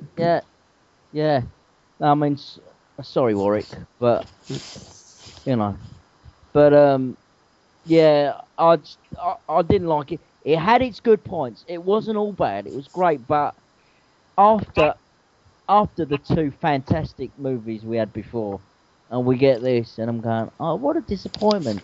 I think if it was a standalone movie, it would have been okay. I wouldn't have minded, but those Ewoks, man. I'm sorry. Well, it's kind of hard when you're coming down off of the huge high of Empire Strikes Back. It's a tough act to follow. Well, I mean, could have been better than Ewoks, for God's sake. Gungans. Gungans. Yeah. But we do have to appreciate the film for the one thing it did give us: the origin of the Princess Leia slave uniform. Yeah. Oh yeah. Which we've so many various shapes and forms. Oh. Yes. Yes. Woohoo! But gold. So I'm sure that you've seen a few interesting varieties. Just saw a couple at Comic-Con yesterday. Yes. There's almost one at every convention I've been to. So. Oh, and you know what's worrying? All different shapes and sizes, really. We're wearing them, but there we go. None of them were bad. It's kind of like going to a comic book convention and discovering via Supergirl the existence of Kryptonian cellulite. Oh my God. Yeah, it was okay, but especially the unmasking of Darth Vader, because and this is, no disrespect to Dave Prowse.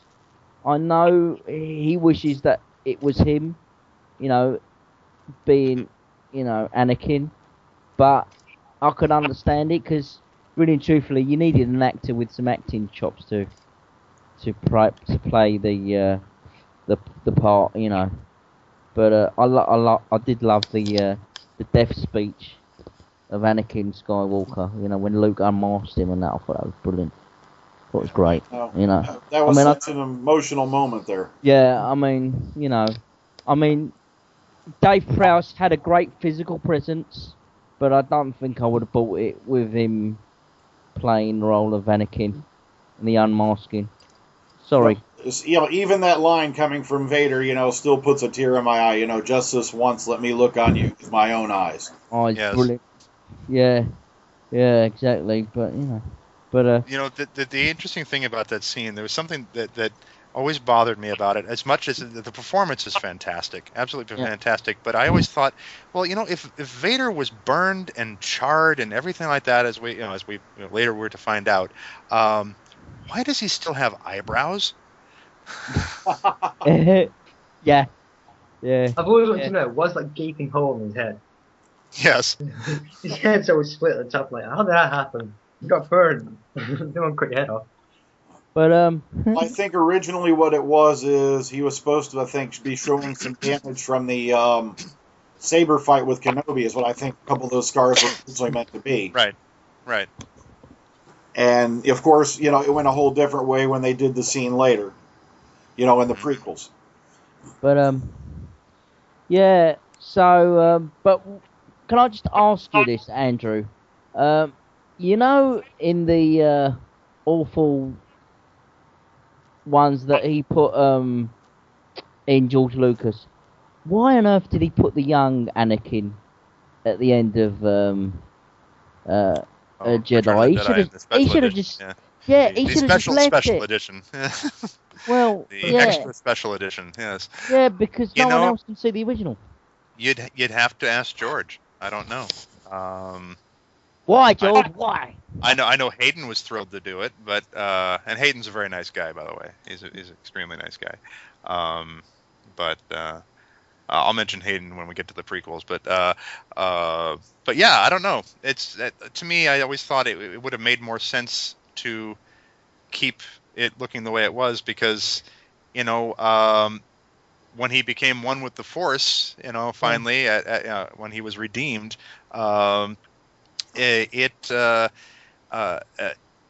have thought that he would be the age that he was when he became one with the Force. Exactly. Rather than wow. They didn't regress Alec Guinness back into Ewan McGregor. I know, exactly. Yeah. So, you know. You know, the actual answer is because George wanted to. That's yeah. You know. What George wants, George gets. So yeah. Although I will say this, George is not a really demanding guy in that sense. I'm sitting in dailies with him at ILM.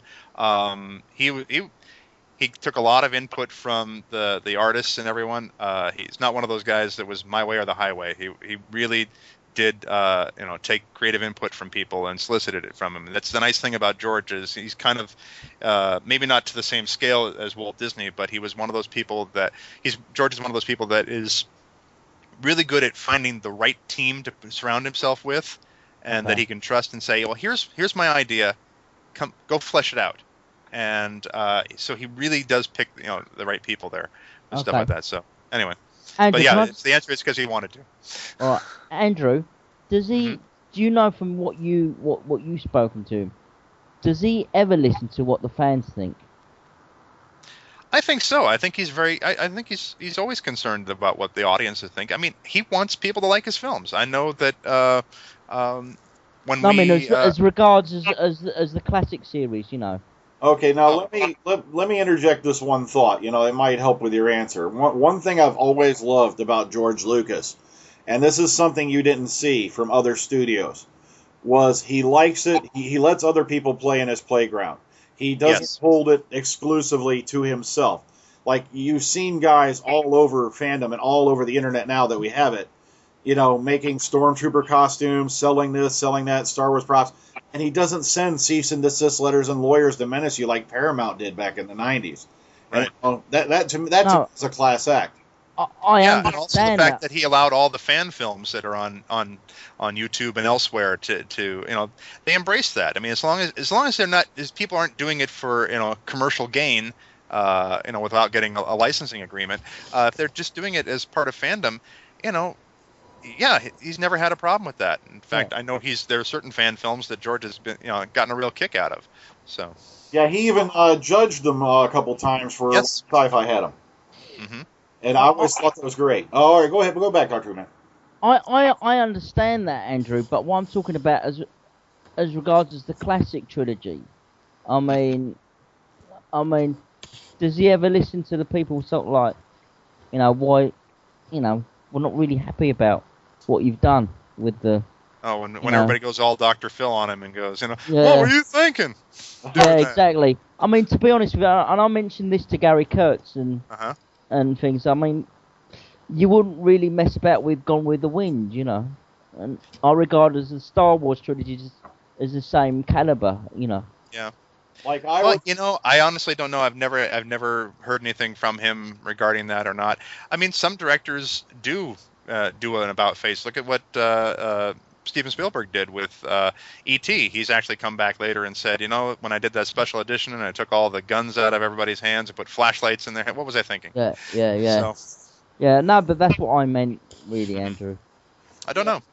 One of the things that perturbed me was when they changed the ending of Return of the Jedi. You know, I was glad they put all the scenes in with everybody. You know, see everybody liberated and they're happy, and Yeah. you have scenes of Coruscant, Tatooine, Naboo, and whatnot. But you know, it's like I wonder why they changed out the music. You know, the music is better, but Dr. Freedom loves the Yub Yub song. I know. Yeah. you know, it was. Yeah. It's an epic moment of my childhood because you know I Yeah. was sitting there watching this and I'm like, oh my god, there's not going to be any more of this. You know, that's why I was thinking. Yeah. Yeah. And it kind of stuck in my mind. You know, that should still be there, but at the same time, I do love the new music they put in there. Don't get me wrong. Yeah, it's nice. No. Yeah. Okay, that's me done. Okay, let's pass it on to the Fezman. Return of the Jedi. Well, sorry, DoctorWhoman, but I like Return of the Jedi out of the original trilogy. That's like my favorite one because I just remember watching it the most. As So, I sorry. always say, Fezman, each to their own, their own, mate. Oh yeah, I know everyone has their opinions, but this I remember watching this one the most, and this like, well, it was the one where you finally got to find out like who Darth Vader really was, and he was just like a man behind the mask. Like he wasn't always evil; it was always like the Emperor, but was like the puppet master behind the things. Like he was the one behind everything, and like people said, like he redeemed himself. He defeated the Emperor and brought the balance to the Force. And I don't think I have much else to say. Just that I enjoyed this one really out of the original trilogy. Yeah. Well, yeah, I love the scene, you know, towards the end when, you know, he ticks Luke off, Luke starts kicking his butt, and then he hacks, and hacks his hand off. And then Luke stops, looks at the charred, burning cinders of that hand, and then looks at his own. Mm-hmm. And in that moment, he starts to understand, wait a minute. You know, that's one of the most epic scenes there for me. Okay. So anything else before we move on, Fez? Another funny thing is when the Death Star is about to blow up, when Luke is dragging Darth Vader onto the shuttle, you see the Imperial officers all running, and they don't even notice like one of the rebels helping Darth Vader, and like, they don't even bother to like shoot him or anything. So they just sort of seem like cars just running away. Like, that's an interesting point. I never really thought about that. Yeah. They're all trying to get out of there because everything's you know. I did, and frankly, they are more interested in saving their own ass than shooting some guy that's going to blow up anyway. Yeah. Exactly. I agree with you on that one. Maybe they figure that Vader's no longer a threat to them at that point. Yeah, that's true. Because he nearly kills all of them off. It's like, we're on the Titanic, it's going down, head for the lifeboats. Yes. Women and but then children again, first. they are stormtroopers, and they can't shoot anything anyway. Yeah. Speaking of stormtroopers, this is the thing that's bothered me for years is, okay, the stormtroopers, they shoot, they don't hit anything. Okay, then the rebels take one shot, hit them dead center of their armor, and the stormtroopers go down. Why do they even bother wearing armor? I know. I can't figure that out to this day. It's like they hired extras from the A-Team to play the stormtrooper. Everybody's shooting, nobody's hitting anyone, but everybody's shooting. You know? The fool working for the Empire. I pity the fool. A trip, you'll pull off Vader's helmet. I pity the fool. I'm surprised that one didn't die from the donk on the helmet on the door. Oh, yes. Oh, yeah, I was going to bring that up at the end. That's the one scene in Star Wars that I've been watching that movie, you know, for like going on 20-plus years. And then finally someone pointed it out to me. Now I can't unsee it. I have actually seen the actual helmet. There's actually a scuff on it from that. Oh. Somebody had an Excedrin headache that day. Yes. Oh. Okay, let's pass it on to Ryan. Ryan, Return of the Jedi. Wow, if I'm not mistaken, I believe this was probably the first one I saw. I think it might have been. But, yeah, I just love the bit when Vader's talking to Luke down, and Luke's hiding from Vader. And then, you know, Vader just keeps pushing him, and Luke just snaps and just jumps from behind that pole and just, like, you know, that scene. I think I've replicated it a few times. Yeah. It's a great scene. Yeah, I love it. You have a sister. Sister. If you won't turn to the dark side, that she will. I know that's a great scene. And just when Vader just throws his lightsaber at Luke. Mm-hmm. Oh yes. If you will not fight, you will meet your destiny. Oh yeah. Yeah. Wow. The Emperor, the Emperor's a piece of crap himself. A little bit of a scumbag. Yeah, but what a cool guy. Oh, yeah. He got some best lines in that movie. Yeah. Yeah. Yeah, and his performance is just great. Like, I can't picture anyone else doing that. That was what was so great about the prequels, is that by the time George got around to making the prequels, Ian McDiarmid was now old enough to play his younger self, which is odd, but yeah, but it's I mean, if there was an actor born to play that role, it was it was absolutely him. It was him, because he makes that movie. Oh yes. What's great is if you watch Gorky Park, you can see him at the age that he actually was when he played the Emperor in Return of the Jedi. And in that final bit when Luke's being electrocuted by the Emperor, even though he's wearing a mask, Vader gets through so much emotion. Oh yeah, you really have to hand it to Richard Marquand, who was the director, and also the cinematographer, whose name escapes me at the moment, for the sequence. I mean, where Vader is looking back and forth, between the Emperor and Luke, and he's trying to decide what to do. It's amazing how much emotion comes through in that scene. Yeah. And, Andrew, why do you think Lucas decided to Darth Vader say no when in the originals he doesn't say anything? Oh, don't get me started on that. Okay. Don't get me started on that. That is one of my pet peeves. I hate that. No, all of that stuff. No. Actually, there's if you look on YouTube, somebody took the Vader no and put it to a whole bunch of different clips from different movies, and it's hysterical. Okay. All right. Any further thoughts, Ryan? Wow. Yeah, I love it, and Boba Fett went out a little weird. I know that in the expanded universe he came back, but sort of strange way to go, really. Swallowed by a sand hole. Yeah, that bothered me too. That bothered me too, because it's like you built up this whole thing. I mean, the one cool thing I will say about the Star Wars Holiday Special is you had that whole animated sequence that introduced Boba Fett. And then you see him in Empire Strikes Back, and they built up this whole big mystique about him. They did a lot of marketing at that time. They had a special action figure if you sent away, box tops from cereal boxes. You could get this action figure of Boba Fett before the film came out, and all these things like that.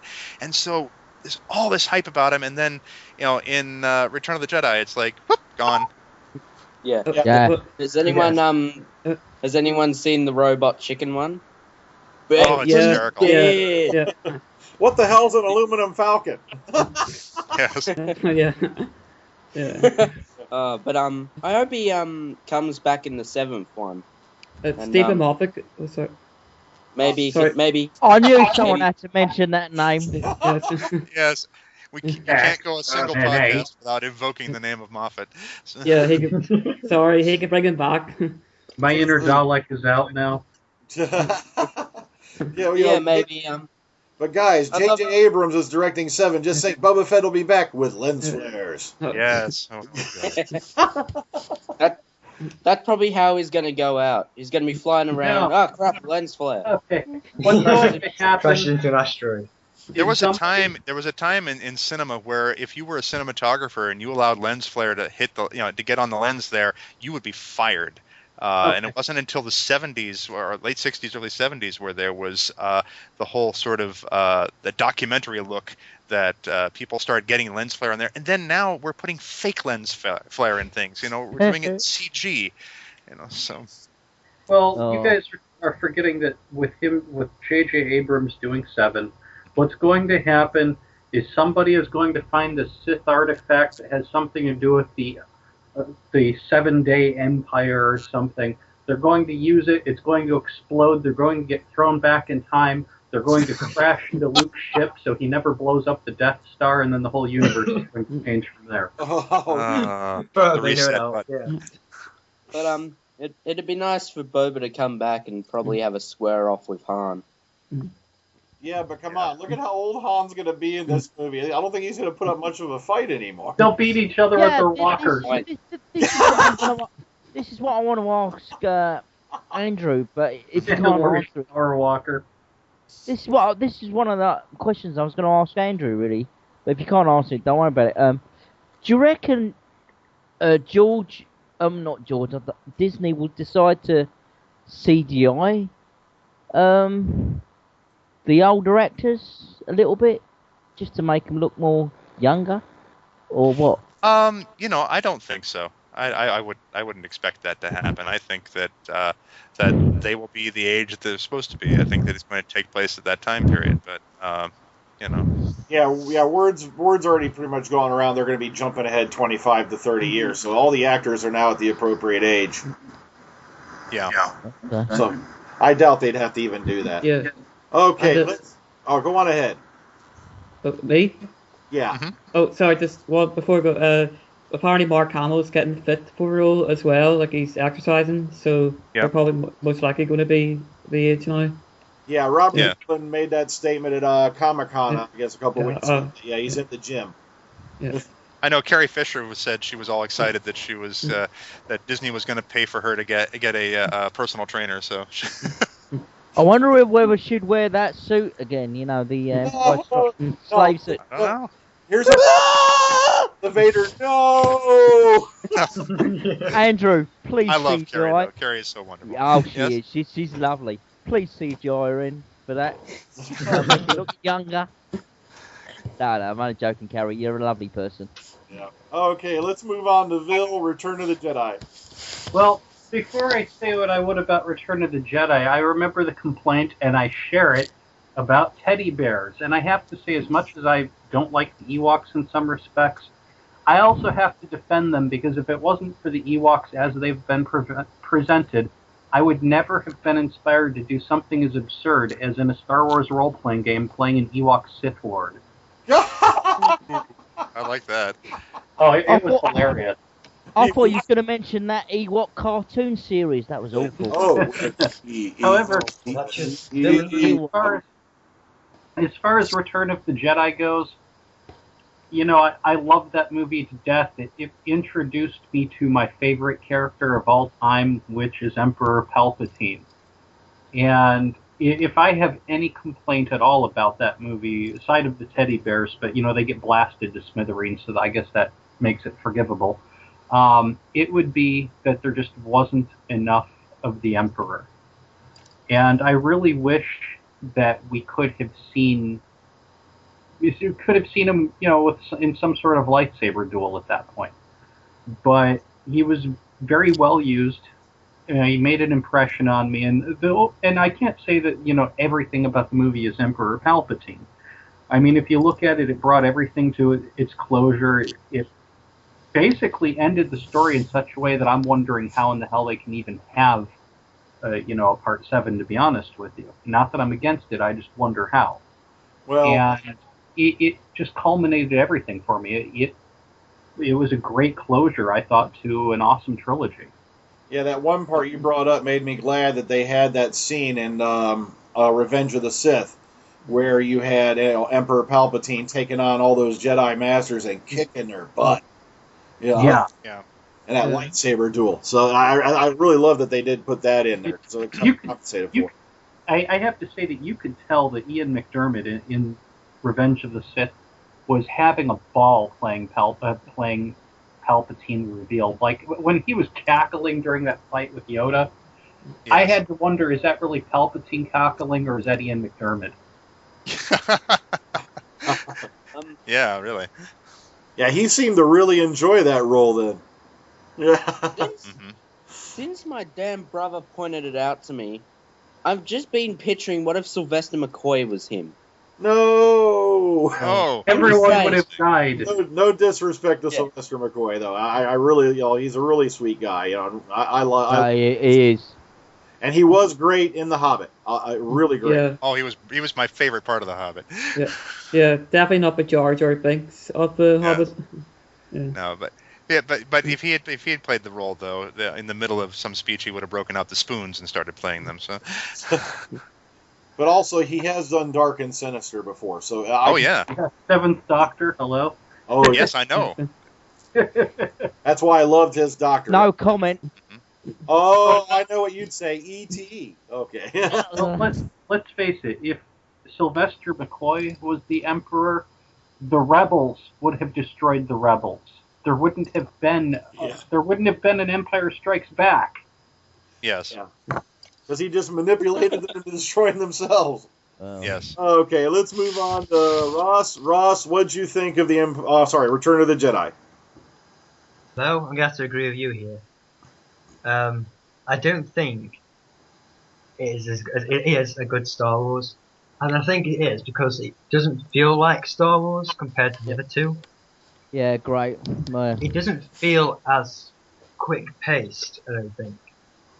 Because a lot of they rescue Han and then they just disperse again onto their own little adventures. I think Luke going back to Dagobah, although it is an essential part of the story, kind of pulls the story down a little bit. Yeah. But that's just me personally. But overall, I think it is a good conclusion to the story. Although my biggest gripe about Palpatine is that in episode 3, which we'll get onto soon, the lightsaber issue.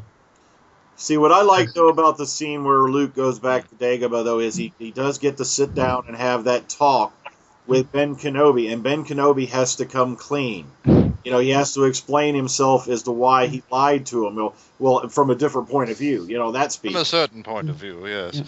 But that scene bothers me. I every time that happens, because we mentioned earlier about Leia kissing Luke and stuff like that, and then she really kissed him in Empire Strikes Back.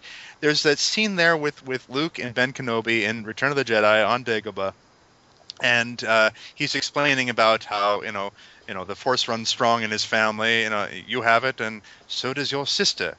And Luke thinks for a moment, and he goes, Leia's my sister. And I always expect the next line to be, "Oh, I kissed my sister." Exactly. That's what I thought, Because he's got that look on his face. Well, let me explain it to you That's easily. exactly A long time what I ago, thought. in a Tennessee far, far away. Yes. Okay, that was DoctorWhoman. That's exactly what I thought in the cinema in 1983. Yes. I know we all did. Andrew. Why? Yes. Andrew, But then again, I'm just. he is from Tatooine. I know, I could see, what I would have loved had the line edit. Okay, Ben, does this mean I have to drop the lightsaber and, pick up the banjo? Andrew, Yes. seriously, did you ever bring that up with George about that? No. I would have done. Andrew, Yes. I can't get over your impression of Luke. That was so good. Thank you. I've actually been paid to do it. So,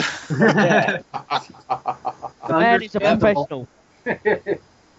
Okay, so let's run on over to Andrew. Your thoughts on Return of the Jedi? my feeling is it's kind of, and Ross kind of alluded to this, it's rather an uneven film to me. The other two films are pretty even. They're different from each other, but they have an even pacing, they have an even feel to them. Return of the Jedi almost feels like two different movies to me, but it has some really interesting qualities to it. One of the things that I find fascinating is that Luke starts doing a lot of dark side stuff in the film. When he first shows up at Jabba's palace, you see that he's dressed all in black. And there's an interesting thing. I don't know if this was ever consciously done. In the first film, Luke is in light colors mostly, and then in Empire Strikes Back, he's wearing a gray uniform. Yeah, like a tan. As a pilot, and then in Return of the Jedi, he's dressed in black. When he comes into Jabba's palace, he deals with the Gamorrean guards by doing a force choke on them, which is a dark side power, not a light side power. And all throughout the film, he does little things like that. But you, Dr. Freedom, mentioned the fact that when Luke cuts off Vader's hand, and then he stops for a moment and he looks at his own hand, the one that he had lost when Vader had cut his hand off. There's that moment where it's like, what am I becoming? and I think that's it. He's struggling back and forth between the light side and the dark side in this film. So to me, it's kind of fascinating. I also like the fact that we do get this character arc of Vader, or Anakin.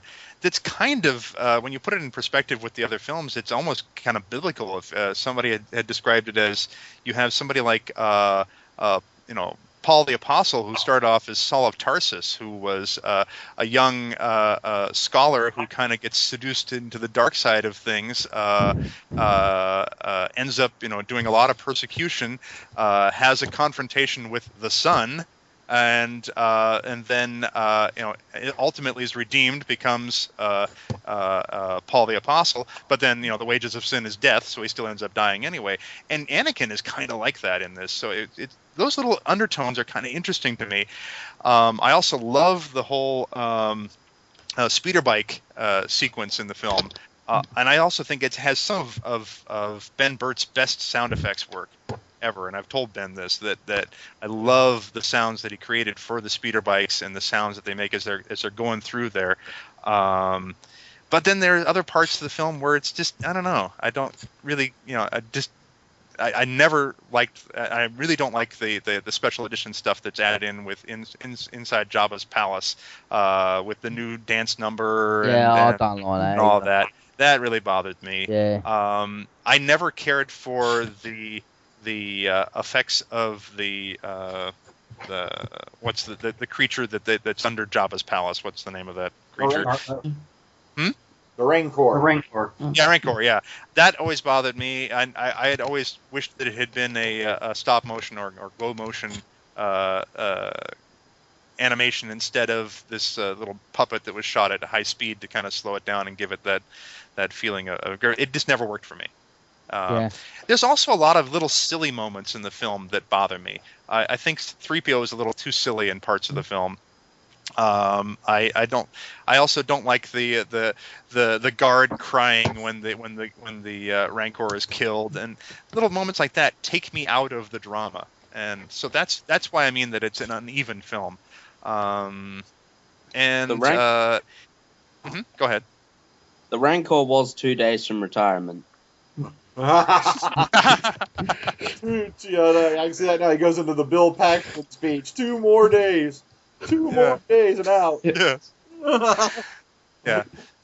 But it's I think that the dramatic moments really work well. If you want to see something interesting, I mean, Richard Marquand did not get a chance to direct a lot of films before he died, but if you go back to Eye of the Needle with Donald Sutherland, that is a brilliant film, and that is what got him the role, got him the part of doing Return of the Jedi, was that film in particular. And it's great. It's excellent. But Return of the Jedi, I have no problem with Ewoks. I like Ewoks. Some of them are close personal friends of mine, so I like the Ewoks. They don't bother me. I like the chicken walkers and seeing those, going through the all that stuff. And I like the fact that I like the strategy sequences in the film too. The sort of the briefing, where we have all the rebels kind of figuring out what they're going to do, and of course you've got the brilliant performance by Ian McDiarmid there, and the wonderful reveal of the fact that the Death Star is actually fully operational, even though it doesn't look like it. That's a great sequence. Great, someone had to send me a text now. You Okay.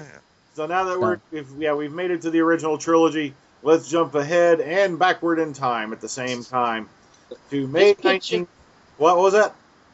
Just picture all the awkward looks Anakin got when he became one with the Force. Yeah. You're here? Killed you. Killed you. Hey, how you going? Yeah, killed you. Hi, sorry. Sorry about that. I didn't mean to cut your arms and legs off. Yeah. Ben, tell him the whole certain point of view thing. Come on.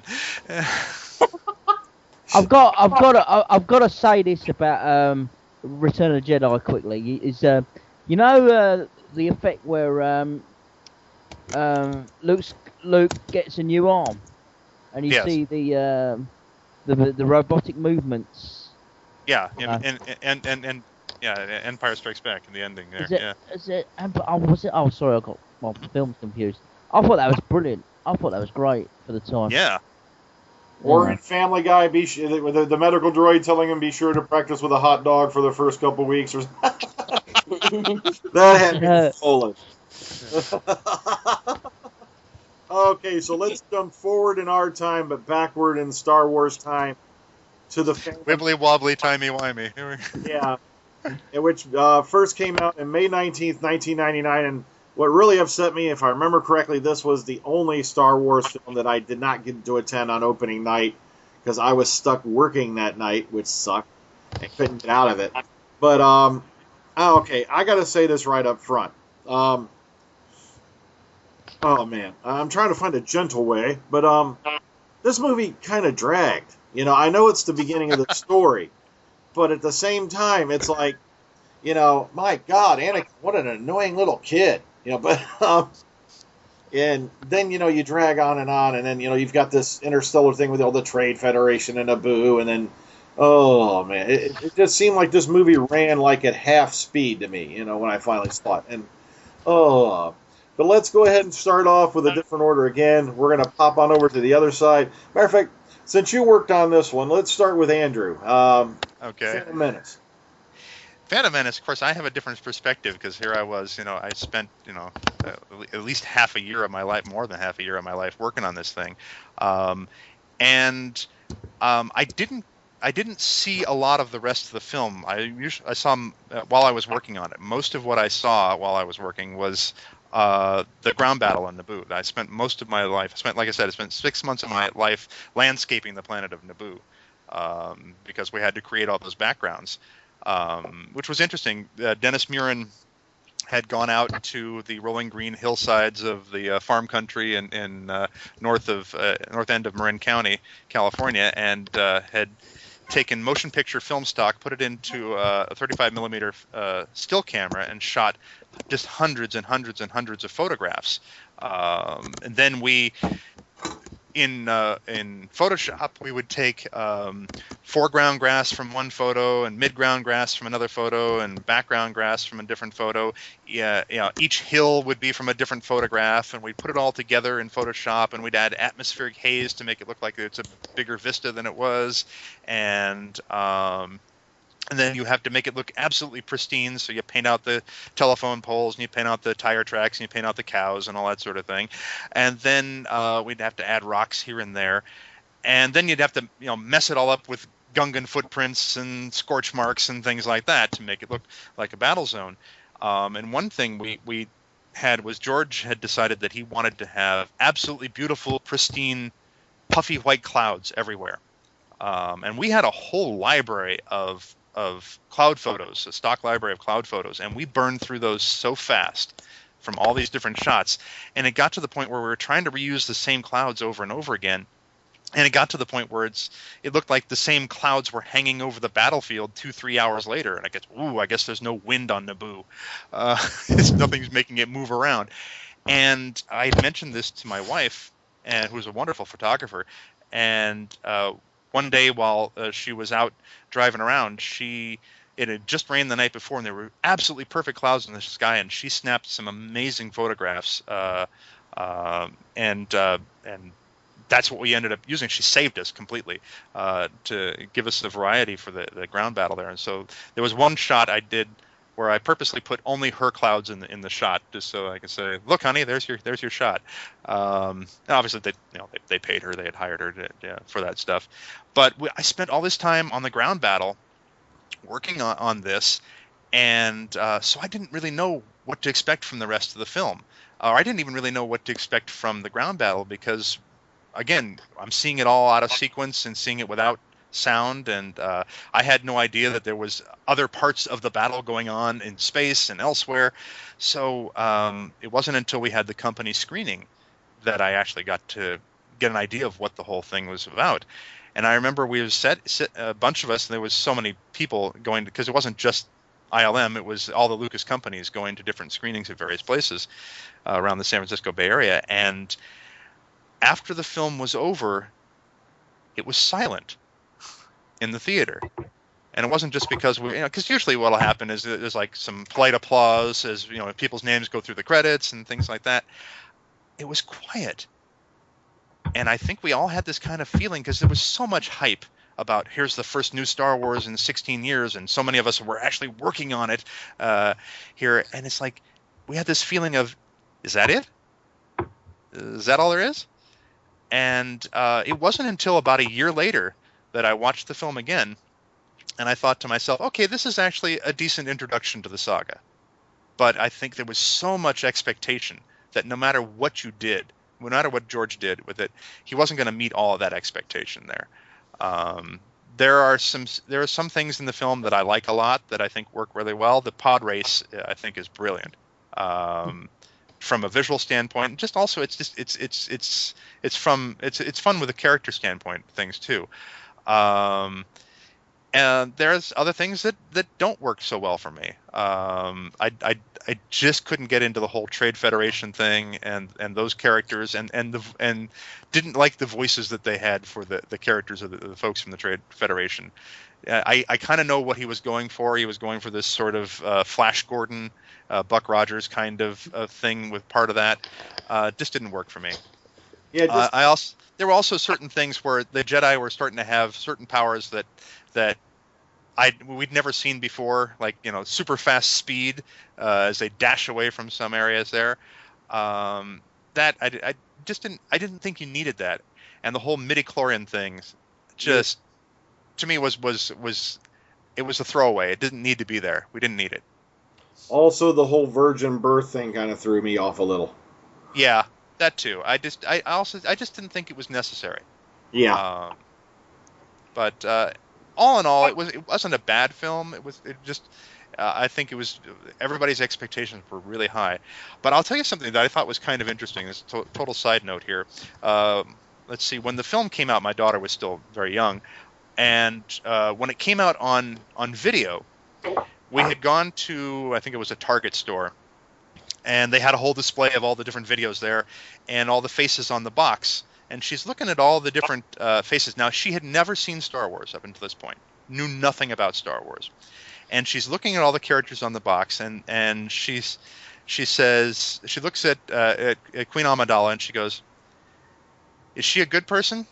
I said, "Yeah." And she looks at Obi-Wan on the box, and she goes, "Is he a good guy or a bad guy?" And I said, he's a good guy." Then she looks at young Anakin and she reversed it for some reason. She goes, "Is he a bad guy or a good guy?" And I said, "He's a good guy." And she goes, she stares at him for a long time. She goes, "Daddy, I know he looks like a good little boy, but I think he's going to do something really bad." It's like, how do you know? How do you know? How old was she, by the way, at that time? Let's see. She would have been in, let's see, we were shooting that, let's see, she would have been about maybe, 3 years old or so when the film came out? Yeah. Just about 3 years old. Okay. And so that would have been, later. She would have been older than 3, maybe, 3.5, 4 years old by the time she saw that on there. She's using a Jedi mind trick, man. I know. My guy. Can I just ask Andrew one thing? Sorry. So while you were making part of episode 1, did you expect everyone's reactions to be good, or did you not really know at the time until it was released? When like you said, many people were quite disappointed, didn't live up to the expectations. What did you think when making it? Well, I don't think we knew what to expect at all. We were hoping obviously that they'd appreciate our effects work that we were doing.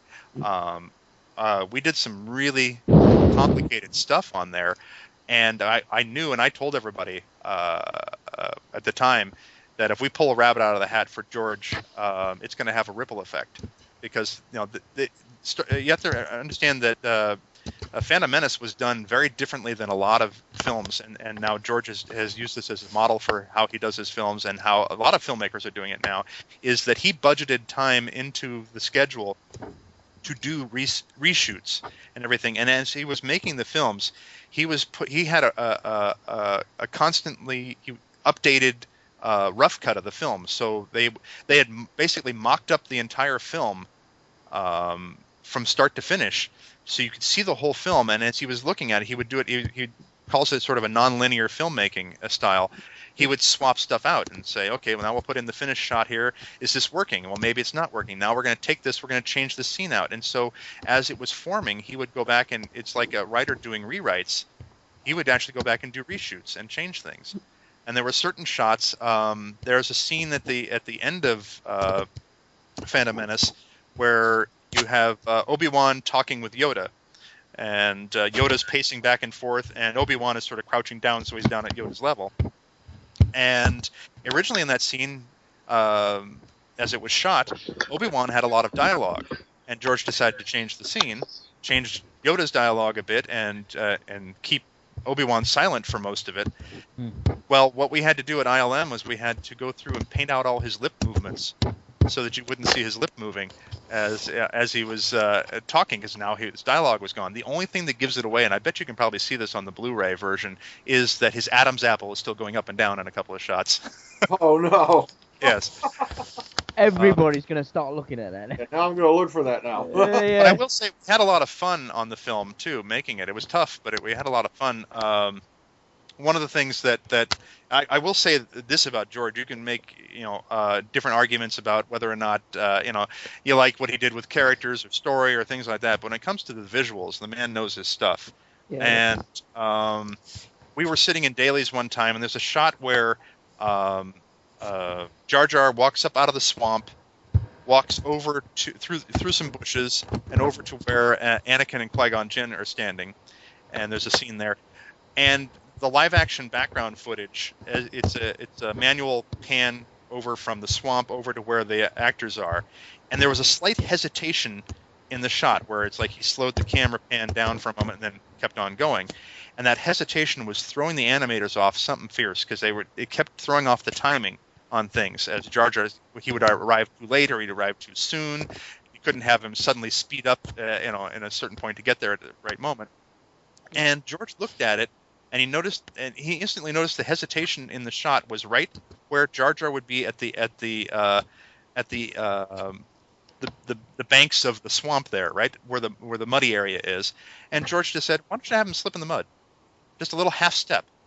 And sure enough, it fixed the timing perfectly to have him do that. And Jar Jar then arrives, and it's perfect for his character too, because he's sort of this bumbling character. Yeah. And it's very subtle, but things like that was what's so cool about working with George on films like this. And so, but we would try to get things past George. We'd try to sneak things into shots. And I remember one of the matte painters had actually painted George's face into the archways inside the palace on Naboo, and to see if he'd noticed it. He caught it instantly. And he goes, naughty. And he said, go ahead, leave it in. So, Is he quite strict? That was my next question. Was he quite strict about being everything perfect? No, not like that. Not in that sense. I mean, George is a really easygoing guy. People ask me all the time, what's George like? Or they'll say to me, what's George really like? As if what they see in the interviews is not really him. He's a regular guy. I mean, he's a really, really, really, really rich regular guy, especially now with the sale to Disney. But he's just a regular guy. The plaid shirt and the jeans, and that's him. There's a reason why he lives in Marin County and not in L.A. is because he can go around town in Marin County and nobody bothers him. It's like, hey George, how you doing? And I've been with George when he's down in L.A. and it's like, forget about it. People falling all over themselves, eating each other, trying to get to him, and so. But he's a normal guy. He's a regular guy, and so no, he's not really demanding in that sense. But there are certain things that like I said when he was talking about the clouds on Naboo, it's like that was just sort of a design element, and there's a reason for it. The idea is that this is a very pristine planet, and they've never known war. They've never had to deal with this type of thing. Yes, they've got guards and everything, but they really don't have an army, not to the same extent that other planets might, and so that's what makes the invasion so heinous in this sense. So I don't know if that answers your question or not, but Well, I meant not as a person personally. I mean as work purposes.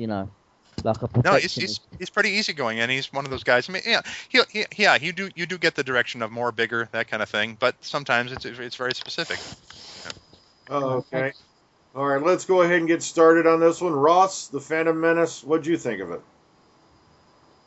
A lot of people give this film great, and I think it's because of the original trilogy. But I do have to agree with what Andrew said. It's not as bad as people think it is. I think George did a lot of things that were right. He just didn't do it the right way, if you know what I mean. Because I think that the planet of Naboo should not have been Naboo, and it should have been Alderaan, which is the planet that gets destroyed in A New Hope. Which I think in a way ties up the whole circle around. And it also be connection with where Leia and her mum grew up, in a way. Mm-hmm. So it would have worked that way. But as for the Jar Jar character, I think we pretty much all agree that it's a bit shambles. But overall, I think it's really good, except for Darth Maul. Yeah. He should not have died in that film. Just saying. Yeah, he pops back up in the Clone Wars animated series, the computer animated series. Yeah, Also Yeah, the actually, yeah, comics. just actually. Yeah. He's missing his bottom half, and he's quite mad when you encounter him again. He's only half the man he used to be. He gets killed off by Sidious, right? Yeah. I think Darth Sidious ends up killing him in the end. I'm not sure because I'm only up to season 4. I haven't watched season 5 yet. Spoilers. Sidious basically made him his bitch. sorry, kiddies. After torturing him. Okay, so anything more, Russ? Because that's Andrew or something. No. You're part of the pod race. Mm-hmm. Were you involved in creating the landscape for the pod race? No, I worked almost strictly on the ground battle on Naboo. I did a little bit with the lightsaber duel with Darth Maul and Qui-Gon Jinn and Obi-Wan at the end, and then I also did a little bit on the space battle. But I didn't have a chance. Actually, the pod race was almost completely done by the time I joined the production. So. Okay. Anything further, Russ? Okay. Ross? Is he there? Uh-oh, we lost him. I'll get him back in a little bit. Meantime, we'll move on to Vil. Your thoughts on the Phantom Menace? Well, I certainly had my points that I didn't like, Jar Jar being at the top of the list, and I just have to add that had he been executed by Force Lightning in the third one, I would have totally forgiven every usage of Jar Jar up until that point. I had really hoped for him to get fried, but Jar Jar aside, I did enjoy the movie. I do have some downsides to it. I think that the character development was very lacking, and I think that the reason for this, and maybe, you can point out something that I don't know on it, but I really think that it had to do with Lucas being really excited to finally tell the story and to finally have all of the technological toys in his hands make it, as visually amazing as it was, that he just really didn't put too much thought into the development of the characters. But that aside, it was an enjoyable movie. I just think that it would have been over-the-top amazing had they thought more about character development. Okay. All right, yeah, Jar Jar definitely did not come off very well, because I remember back just after the movie came out, within the first year and a half, I had already encountered 2 different versions of the song Jar Jar Binks Must Die that was out on the net. So, okay. Let's move on to Ryan. Your thoughts on Phantom Menace? This was the last one I saw before this podcast. I'm gonna be honest. The best 2 points about this movie was Qui-Gon and Darth Maul. Yeah. Okay. It's just it's a little bit boring, It does have its good points. I love the lightsaber fight at the end. I just love that, and Wow, yeah, Liam Neeson is mind-blowing in this movie. Yeah, that's right. Agree. Yeah, that lightsaber. Let me add other thing real quick. The thing that I really, really love about the film is I think John Williams outdid himself with the score for the movie. Yeah. Just amazing. The Corn and the Cob. Yeah, Duel The of Darth the Maul. Fates. I love that movie. Duel of the Fates is probably the best thing he's created since the first Star Wars film. It's just a fantastic piece of music. Yeah, I mean, I've got to say about John Williams. I mean, say what you like about Hans Zimmer. Hans Zimmer's no John Williams, mate. I'm telling you, that guy. Well, quick thing on John Williams. Is there any chance that for Doctor Who he can replace Murray Gold? Please. Murray Gold can stay. Please go away, Murray Gold. What's wrong with Murray Gold? Because he's good music. Yeah. Wow. Some good music. I'll say I can't complain about Murray Gold. I like Murray Gold. Yeah. I have a problem with it. It's the same thing. But anyway, I've got series 1. Are you going to complain about the original Star Trek having the same music every episode too? back to the thingy, because you don't want me to get me on the rant, my famous rant. But whose turn is it? It was Ryan. still on Ryan. Ryan. I just thought it was cool how Darth Maul had this double-bladed lightsaber. Yes. That was a cool thing. Pity we didn't get a bit more of him, Oh yeah, and some brilliant work there by Ray Park. Yeah. You mentioned Ray Park. Thanks to that movie, when I saw the X-Men, I was in the theater. The very first shot they had of Toad, I looked over to this random stranger next to me, and I said, "At last we shall reveal ourselves to the X-Men. At last we shall have revenge." Yeah. And it's just the looks he gives as well. Like when they're all walking towards the door and it opens and he just looks up, shit's about to go down. Yeah, here's a guy who didn't really need any lines. He just looked so badass. Yeah. Also, Ray Park, just as a side mention, he was at Mid-Ohio Comic-Con this weekend. Mm-hmm. So, so if I had known, I would have told you to say hi to him for me. Okay.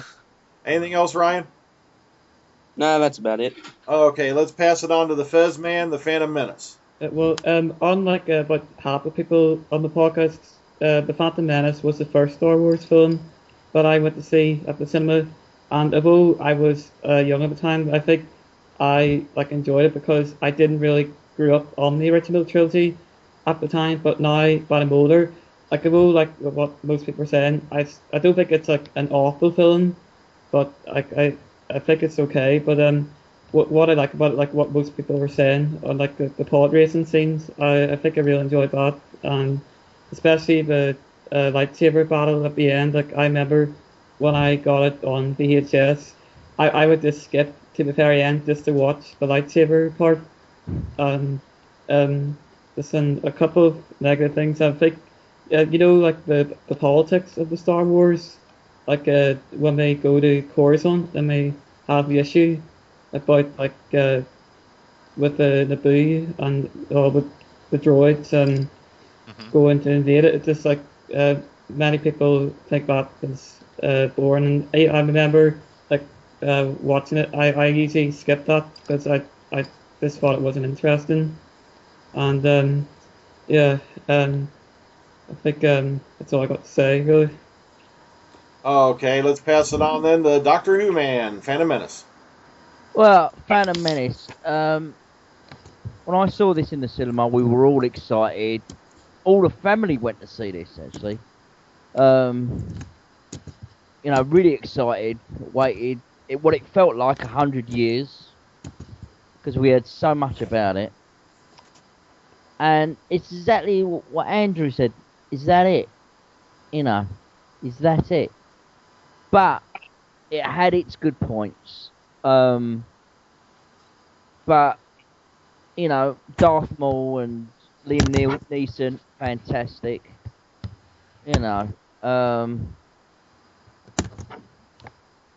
Great. But can I just ask you, Andrew? Yeah. Did you have any? Was you responsible for CGI in that slave owner thing? The flying. No. Mm-mm. Right. Okay. Okay. Because that was about as threatening as a wet lettuce. But you know. But. But yeah. Sorry about that. But I've got to say this. Darth Maul. Right. I've got to say, how many toys and sideshow products are there of Darth Maul doing this, Darth Maul doing that, and how long was he in the movie? Fine. You know what I mean? I want to It's say like- less than Boba Fett was in the other films. Exactly. And yet, dare I say it, was a much more terrifying villain than Darth Vader ever was. Hmm. Do you know what I mean? And I would have liked to have seen Ray Park's martial arts, because he's a fantastic martial artist. Actually, I think we did get to see some of it in that duel. You know, especially the way he was flying around there. You know, on in that scene, on those scenes. But that's the word, some of it. You didn't see a lot of it, though. You saw some of it. I mean, I was waiting. I was going, yeah. And when he got beaten up by, chopped up in half, and I'm going, is that it? Is that all we're going to get? Well, come I on. waited. They had him against Liam Neeson, who's portraying a 67-year-old Jedi Master. You know, you didn't want him to kick his butt too soon. No, but, I wanted them to kill some good, to kill some good guys and, show him his strength, halfway through the film. You wanted him to do the Jedi purge, didn't you? Yeah, I you think know. And things he probably like that. should have. Sorry? He probably should have killed a few of the guards before he fights Obi-Wan and Qui-Gon. He probably should have just exactly. Well, and the- or even kill I hate this. Or even kill Anakin's mother or something like. Yeah. Yeah, and why did he not use Force Lightning in this? Yeah, What- he should have used Force Lightning in his battle. That would have been cool. Yeah. I don't know. Yeah, I don't know. The only way I explain it is I don't think he was as high up on the food chain yet to get the Force Lightning. But That could be a good point. Yeah. He was a really good saber fighter, and and also maybe that was his particular skill, his physical abilities and his saber dueling. And keep in mind that not all Dark Jedi or Sith use Force Lightning. Vader never used it. Yeah. But I thought that had something to do with the fact that he had robotic limbs. That he couldn't I don't know. use it. Yeah, he didn't want to short himself out. well, He didn't want to run down the batteries. Maybe well, remember that Samuel L. Jackson's character actually did use the dark side. That type of Jedi did. They used it just enough to reflect it back, and that was why he fucked up Palpatine and made him look like Freddy Krueger. So maybe doing that and not knowing that he was actually a dark side user and throwing it back at Palpatine, he thought, oh shit, if I do that, I'm going to look even twice as ugly under this mask. Well, he only used it once, so I still keep my PG-13 rating. Anyway, Andrew, can I ask you a question as well? And this is probably the reason why Lucas is trying to modernise the elder films, is I always said at the beginning is you should never go back. You should always go forward. That's what I was hoping too, that they were just going to go ahead and go forward in the story. Yeah. At the same time, I don't blame them because it was the perfect time to go back. Yeah. Well, was it? Yeah, because I've never had a problem with him going backwards and doing the other stories. To me, one of the problems with it to me is that why does the technology look so much better in the prequels than it does in the original trilogy? And I'm talking about the technology that the Empire had, that the Rebels had. Obviously it's again, that goes back to the idea of because George thought it looked cool. That George liked it. But why not have it? Look. Why don't we see it? Now it doesn't make any sense if you watch them in numerical order rather than chronological order. It's like they had this great technology, these amazing things, and then it steps backwards. Yeah. Because the Empire took over. Because exactly that's what I was gonna say. A lot of the the technology doesn't make sense, and Mm-hmm. you know, I mean, especially the lights, the weapons, and the guards. Sorry. Yeah, everything, even up to the point where you're looking at the different displays on different, computer screens and stuff like that. It just doesn't. Well, there's another logistical problem with all of the prequels. Is if you look around Palpatine, you look at those special guards that he has, you look at certain symbols, he's blatantly flying Sith Empire symbols, and the Jedi don't notice. Yeah. He might as well have just walked in with his crimson lightsaber and said that he was from Dathomir. They wouldn't have known better. Or from Well, actually, I kind of like that. I like that fact because that happens in real life. You see governments where things have taken over. There's a lot of stuff that Hitler did that was in plain sight, and people were in denial about it. Yeah, people turn like a blind eye. Yeah, like Neville Chamberlain saying, "Oh, I've got an ironclad contract with Herr Hitler," and it's like, next thing you know, he annexes Poland. It's like So yeah, there was a lot of stuff that and I kind of like that in the film. That's one of the things I do like. Now it could be my memory deceiving me, but is there an alternate version of Darth Maul's death? I don't think it changes much. I just think it's the angle it shows him falling. Not that I know of. I know that we did several versions of it. I don't know how many of them were actually released. I mean, it was one of those things. You do a lot of versions of different shots over and over and over again. Sometimes 30 different versions of something before it's finally final. But I don't know. It's not something I ever noticed. Since I watched it on television one time, I swear I've seen a different angle of him falling. And I even think the place that he fell was different. It was more like the place he knocked Obi-Wan off. Like next to one of those lights. To be honest with you, I've only seen the film twice. Honestly, I've only seen the film actually maybe 2.5 times. Sorry. I was just going to tell him that where he falls is where he had knocked Obi-Wan down. Yeah. Right. Oh, but by the way, Ryan...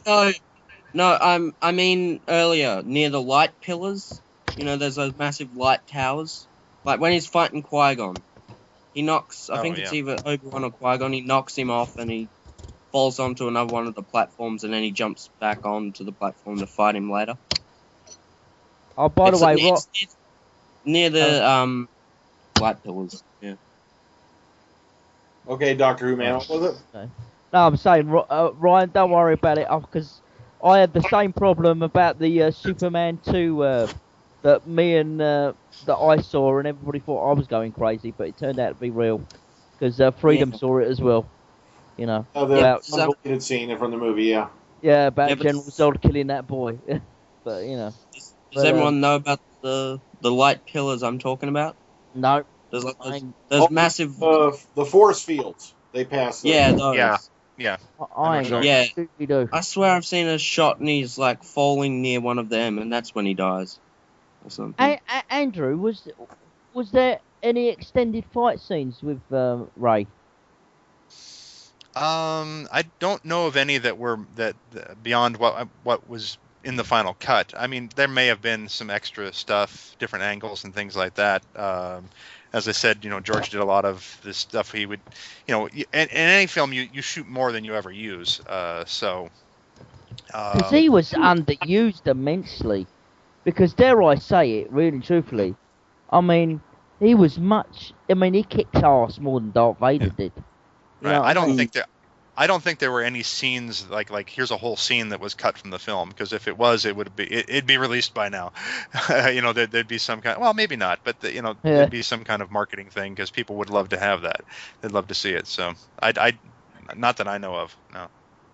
Oh, okay. Okay. So anyone else with any more thoughts on the Phantom Menace before we move on? Okay, I guess not. So we'll take it to pot.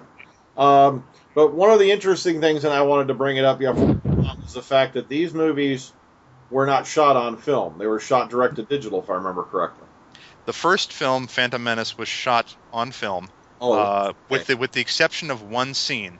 The scene, and it was done as a test, and that was the scene with the whole little midi-chlorian, testing. Hey, Anakin, give me a sample of your blood here. That was actually the first digital sequence shot. Attack of the Clones and Revenge of the Sith were shot entirely on digital video.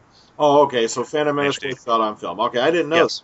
All right. And that's why, if you look at this, is the interesting thing. I went to when the all 6 films were released on Blu-ray.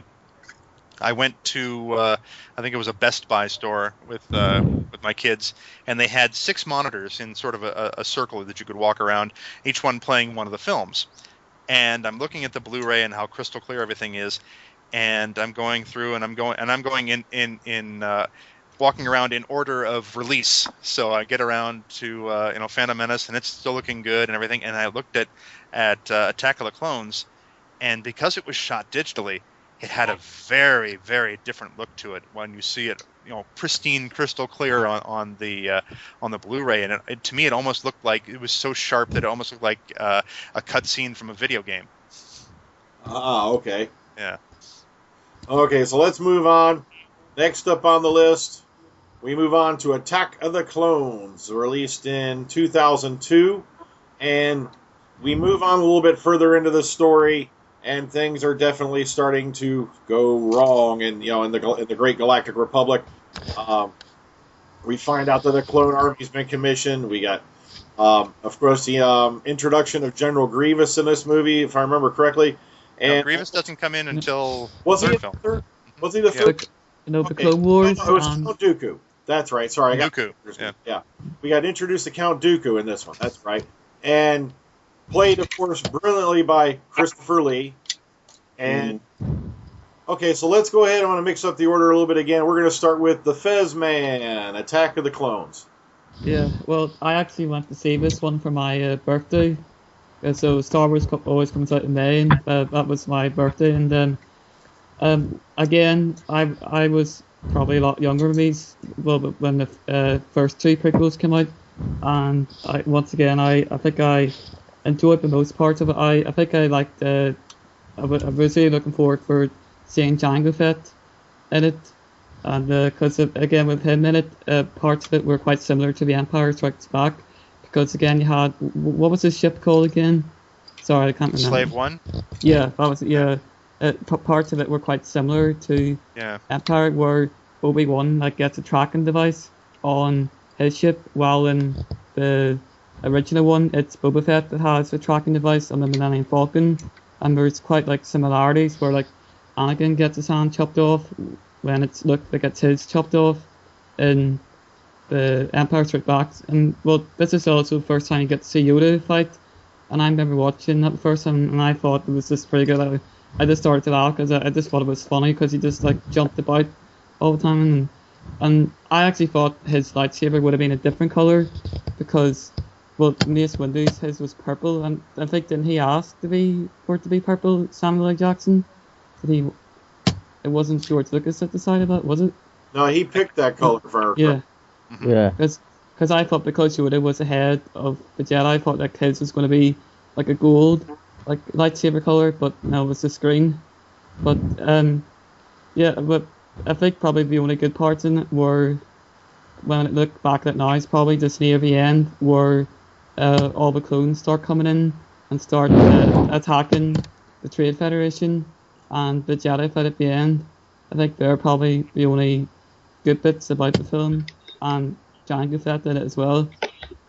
Yeah, and you also get to hear glimpses of Darth Vader, and I know many people thought he was going to be in it, but it was just a vision and all. But yeah, but I think that's all I had to say on that.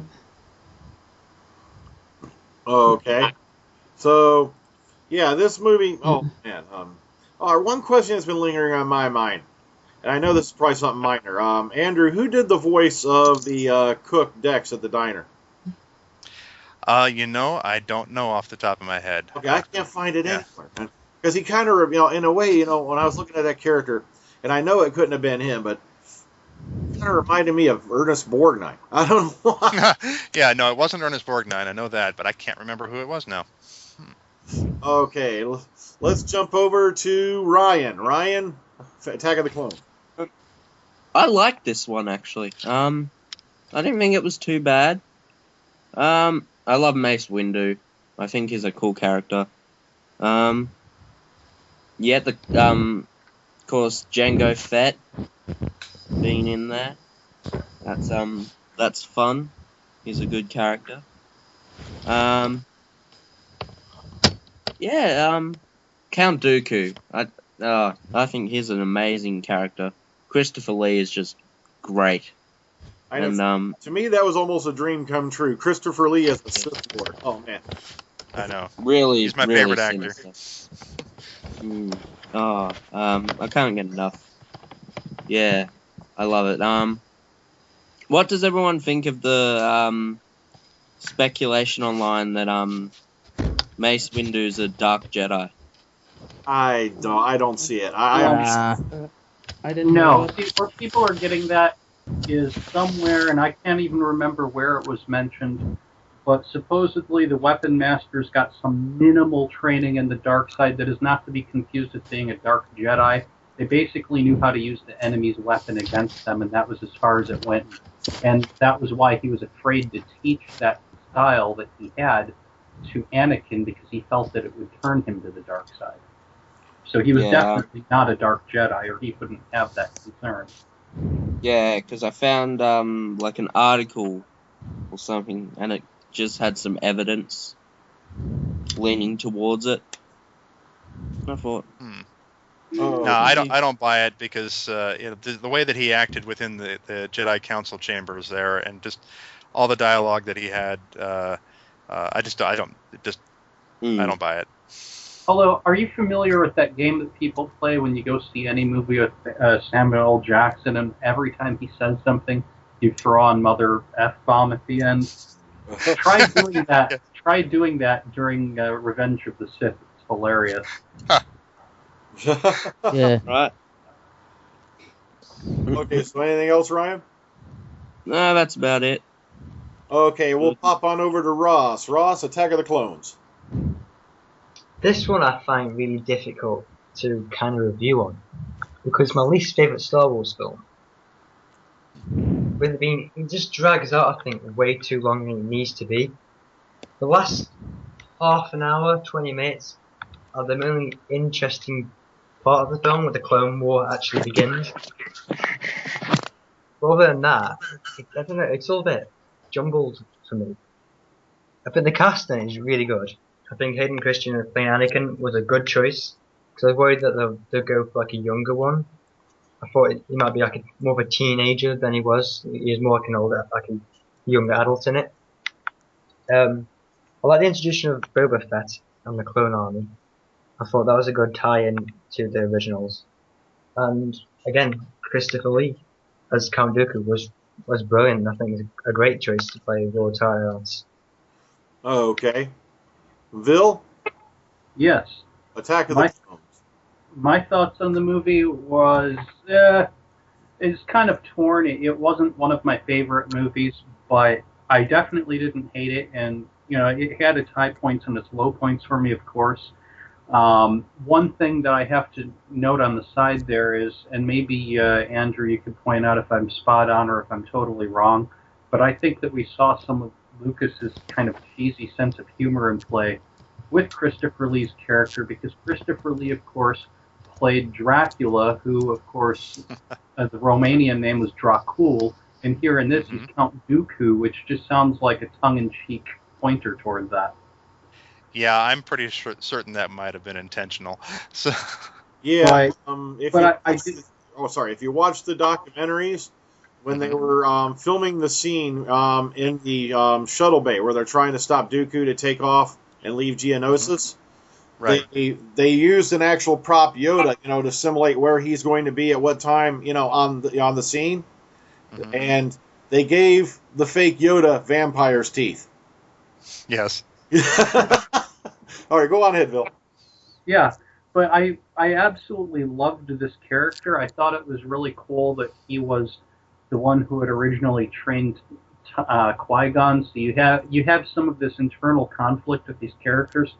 that I think what would have made the movie for me is if they would have delved into it a bit more. And I don't mean a whole lot, but they could have done more. And this is my fault, really, with this entire trilogy. That is, they had some great setup for character development and utilize it as much as they can. But in terms of the movie being fun and fast-paced, I have no complaints there. Okay. All right, let's move on to DoctorWhoman, Attack of the Clones. Oh, I'm so glad that you left me to last, Freedom. Well, almost last, but... Because I'll tell you what, right? When I saw this in the pictures, I had the best day's sleep in the cinema I've had for a long time.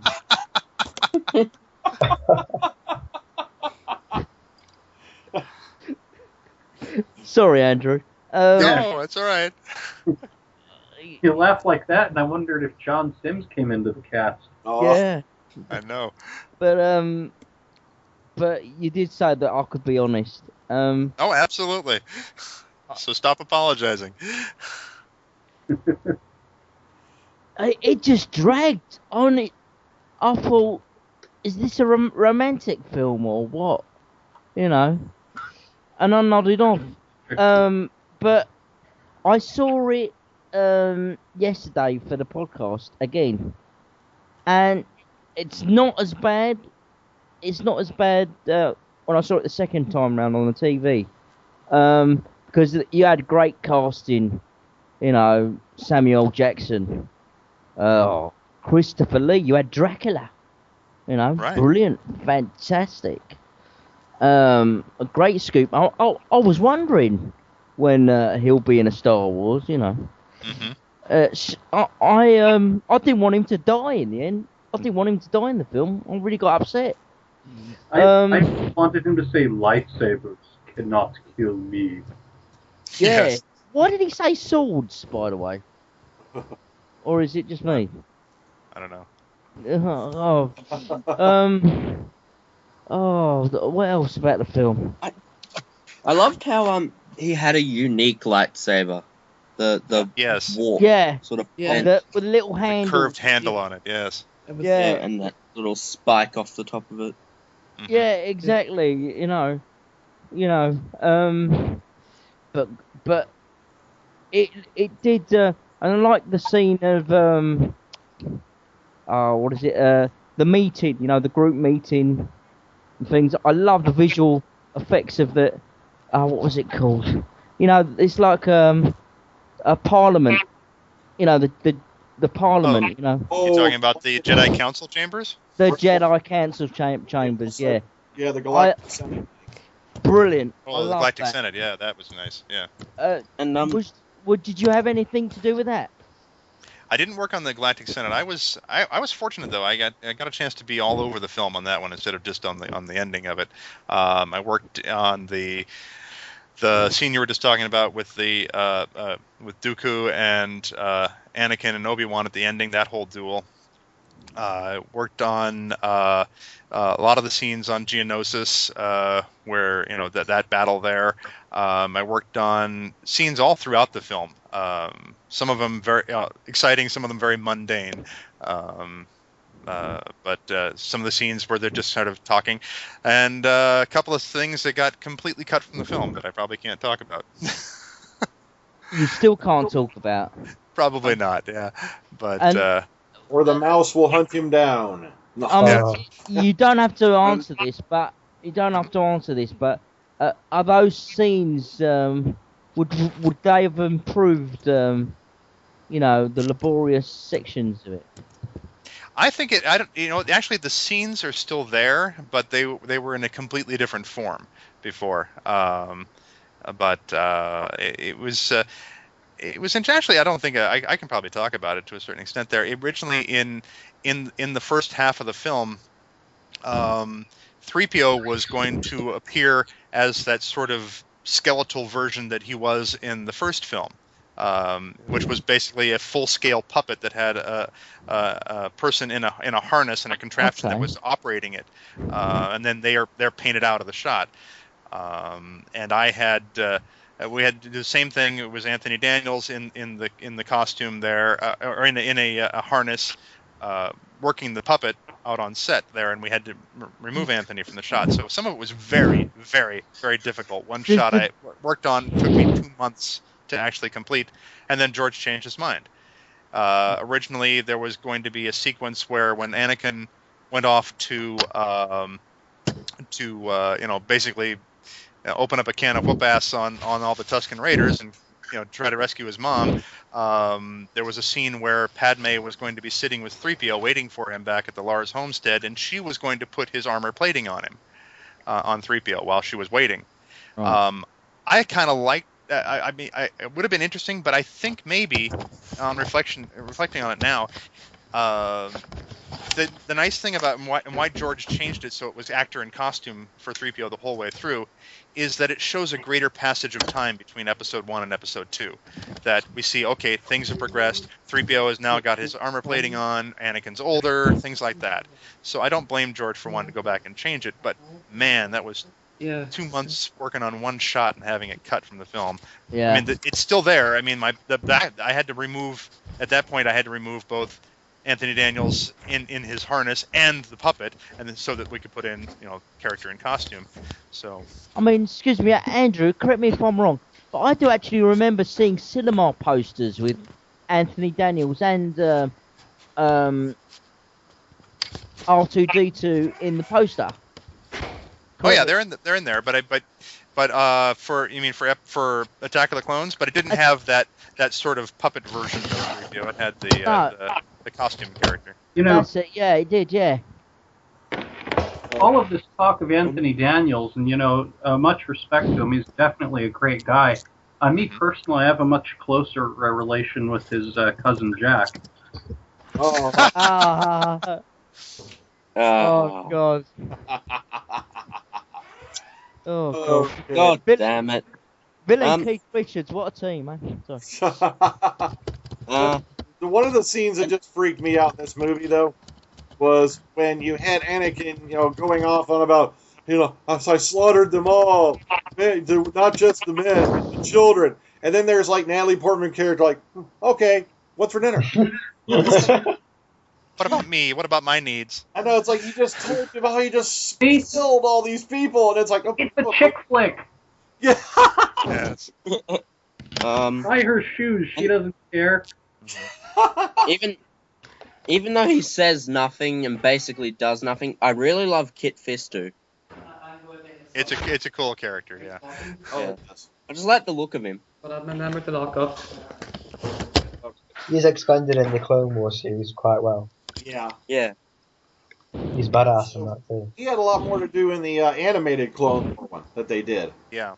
Yeah, it was regular animated, but it was replaced by the Clone Wars, computer animated series. But yeah, he does have a lot more to do in there. Yeah, I love how he sort of got to fight Palpatine a little bit in the third one. Yeah, didn't last long, but he was there. Didn't he last the longest of the other two? Yeah, he does. Yeah. He died apart from Mace, he died last. Mm-hmm.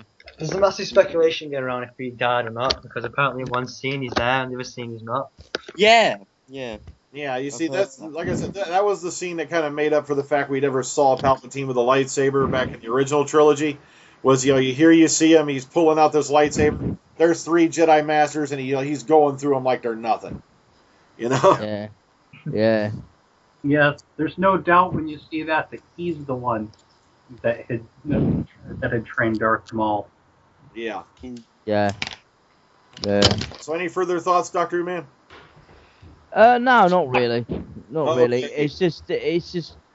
I agree with Ross there, mate. It is the poorest out of the franchise. And one thing before I pass it on to Andrew, is it just me, or what happened to the stormtroopers? Because back when they were clone troopers, they could shoot at stuff and hit it. Well, you clone too many times, and you start watering down the gene pool. But also, it's like a Xerox of a Xerox of a Xerox, If you've played Star Wars Battlefront 2,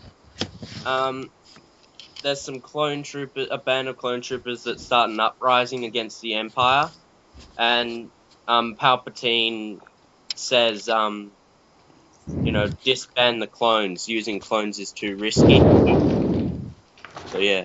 Yeah. Oh, okay. Yeah, I agree. I agree with Andrew's explanation though. It was from the movie Multiplicity.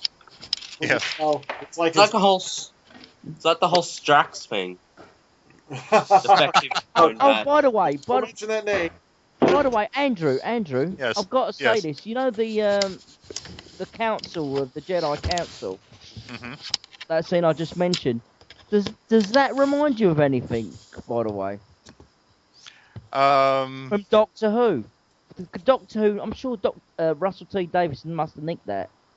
It kind Yeah, I kind of thought so. Yeah, it does kind Didn't of bother remind me, me of the chamber on Gallifrey with the Time Lords. Yes. Yeah. Oh yeah, yeah. Mhm. Yeah, at the end of during the end of time, part 1 and Yeah. Yeah, exactly. That's what I thought. Yeah. Oh, I'm glad you guys noticed that. Oh, okay. Also, well, I can't believe I forgot to mention this. I think it was in the Phantom Menace. If you look real closely during one of the Galactic Senate meetings, as they're fading off, or as they're panning across the room, look down into the one corner. There, in one of the booths being represented, is the race from the movie E.T., the extraterrestrial. Yes. Oh my God. I keep missing that. Where is it? I can't remember which scene it is, but it's in the Phantom Menace, and it's during one of the It's Galactic. in the Phantom Menace. Yeah, in the Galactic Senate, they put a couple of the ETs in there, which makes an interesting conundrum because then in the film I've got to go ET, back there and notice you've got the character runs into somebody out on Halloween dressed as Yoda, and he goes home like that, and then Oh, no. and then Elliot is showing ET all his little Star Wars action figures. So Yeah. Maybe which they're is the really true wrong reality. with it. What was Was that? Sylvester McCoy in there? No. Sorry. No. All right. Okay. So, Andrew, your final thoughts on Attack of the Clones? I have a better opinion of it than some of you. I think it's because I had low expectations going into it after seeing Phantom Menace, so I really didn't have any build up. And at that point, I didn't have the whole hype of it's been 16 years since a Star Wars film. I knew a little bit more what to expect from it because I worked on more of the film, more sections of the film. And we actually did see part of a rough cut of it while we were working on it. So kind of knew what to expect. I like Hayden Christensen, like him as a person, and I also liked him as an actor in the film. Star Wars is definitely not an actor's medium. You can't really judge anybody's acting skills from a Star Wars film except, with a few rare occasions there.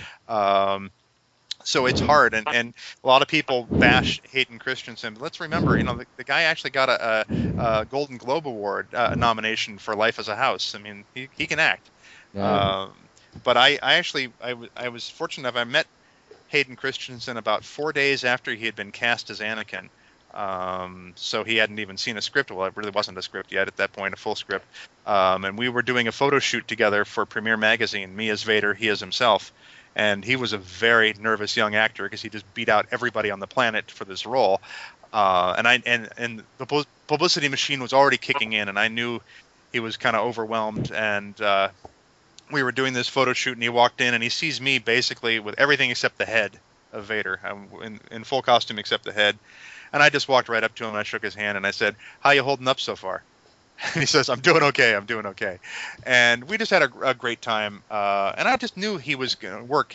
There's something about Hayden that I think he's got this kind of James Dean quality about him. I mean, he looks like a nice guy, sweet, clean cut, but he does have, if I dare say it, a dark side to him. It's the eyes that get me. It's the eyes that get me. Yeah, in him. exactly.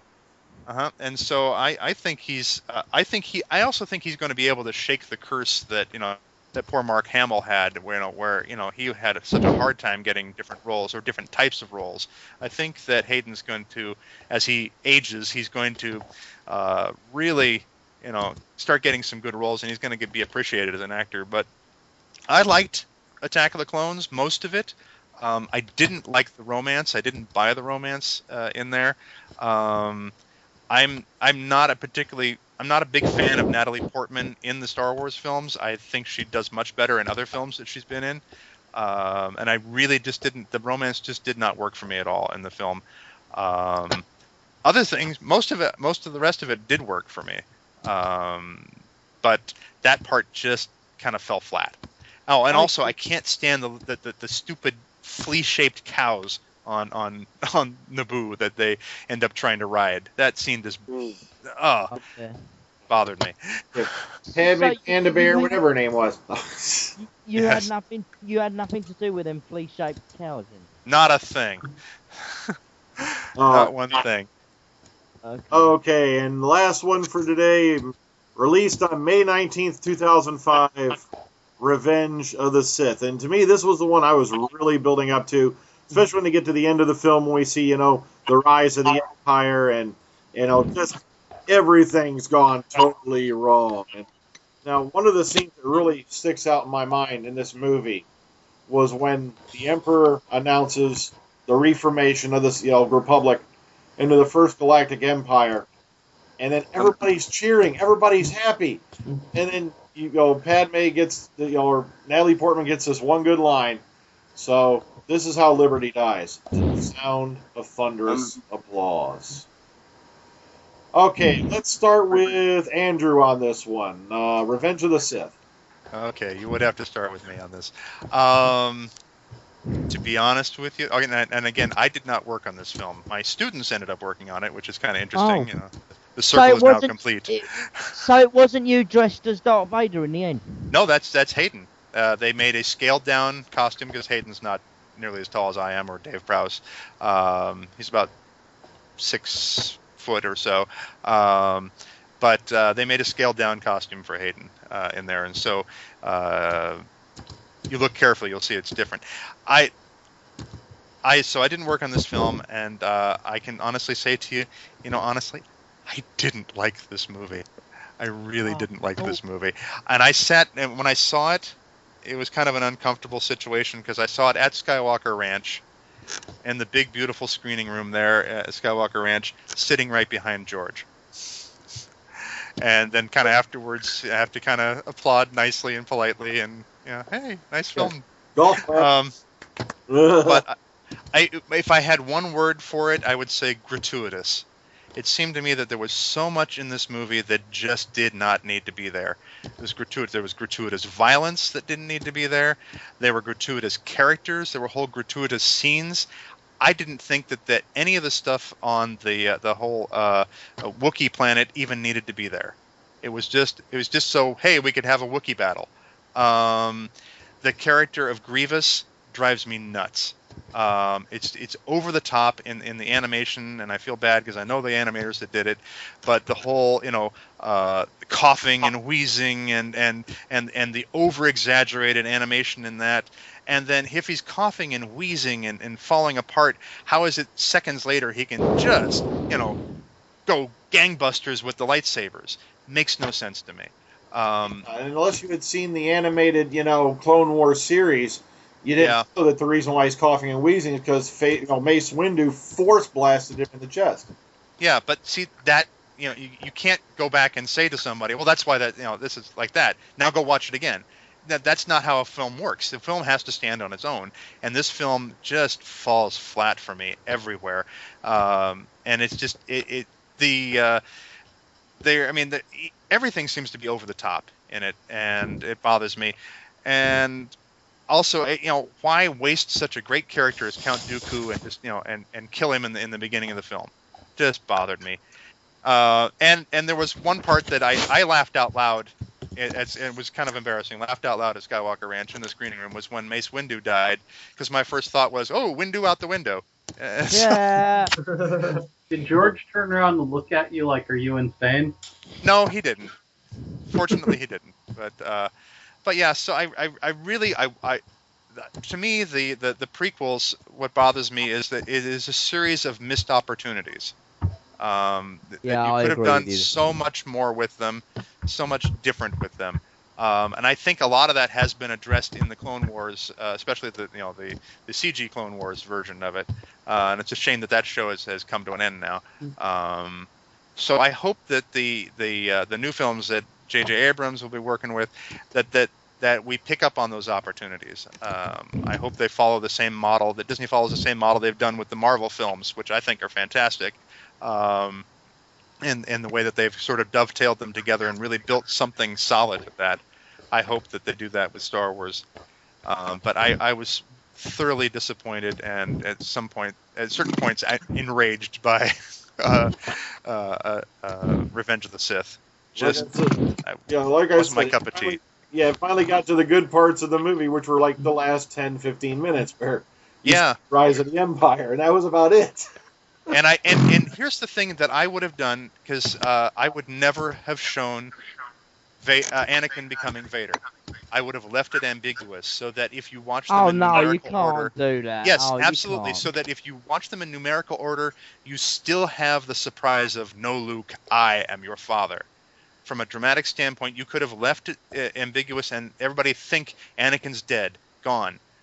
I would have left it that way. I would never have shown him becoming Vader, and I hate the whole no. Yeah, that part sucked. Andrew, but that's the best part of the film. I'm sorry. That was the part that really, really enraged me. I especially love the fact they actually found a guy and made him up to look like Peter Cushing is, Grand Moff Tarkin. Oh, yeah. Those Yes. you see the Death Star being built. Yeah.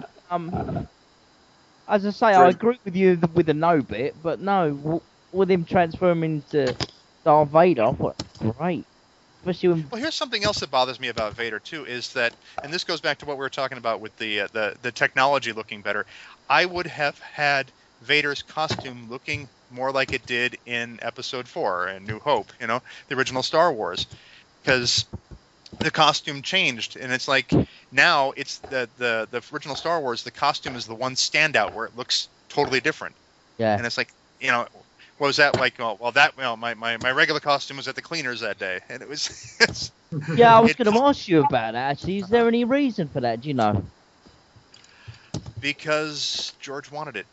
It's like he wanted it to, he wanted to make it look the way he always envisioned it to be. So he can't go back and change Vader in every shot in New Hope. So that one stays the same. Okay, first up on the deck, DoctorWhoman, Revenge of the Sith. Well, Go ahead. Tell me where I'm wrong. Go ahead. Tell me where I'm wrong. Well, the fact is, I spot my thunder now because I didn't know I was going to be the next one.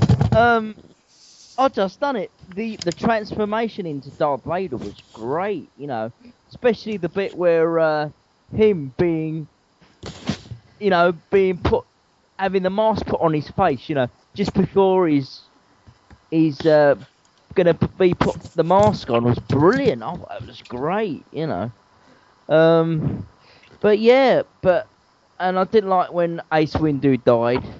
But I did like to see the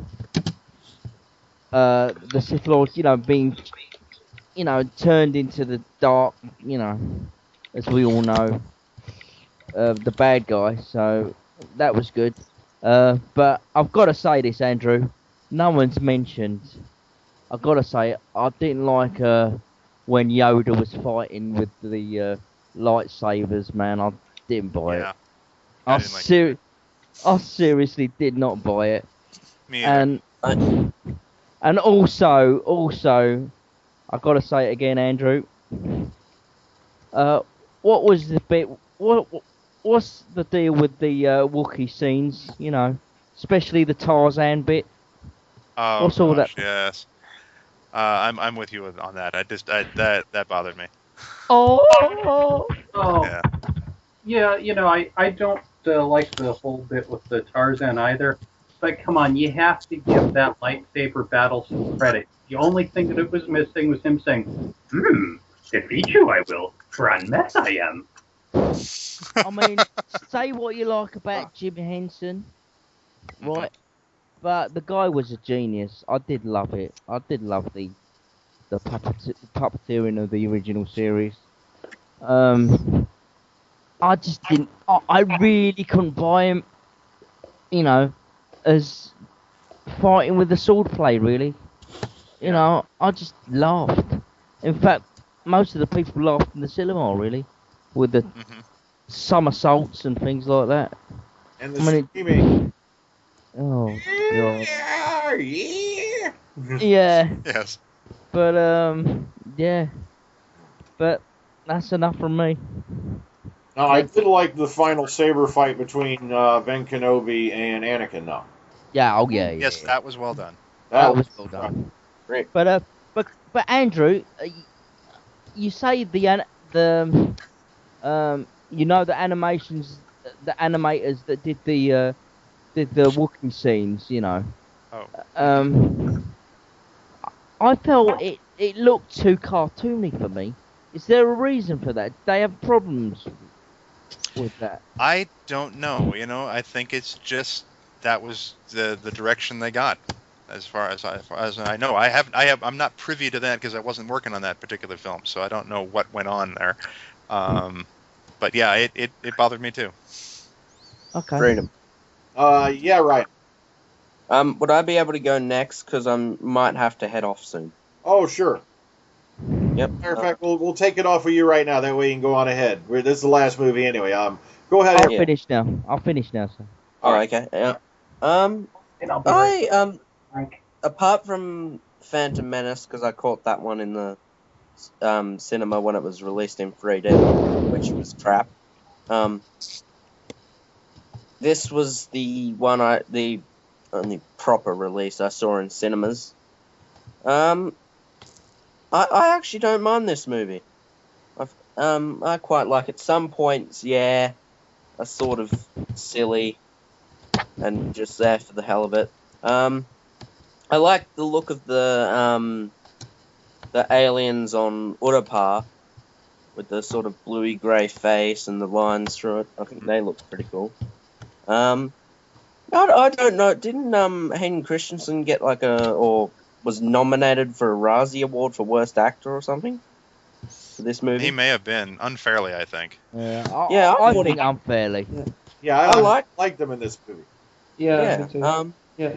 I love how it's like a little thing, but like Anakin wears darker clothes than the rest of the Jedi. Mm-hmm. I think that's a cool little nod. Yeah.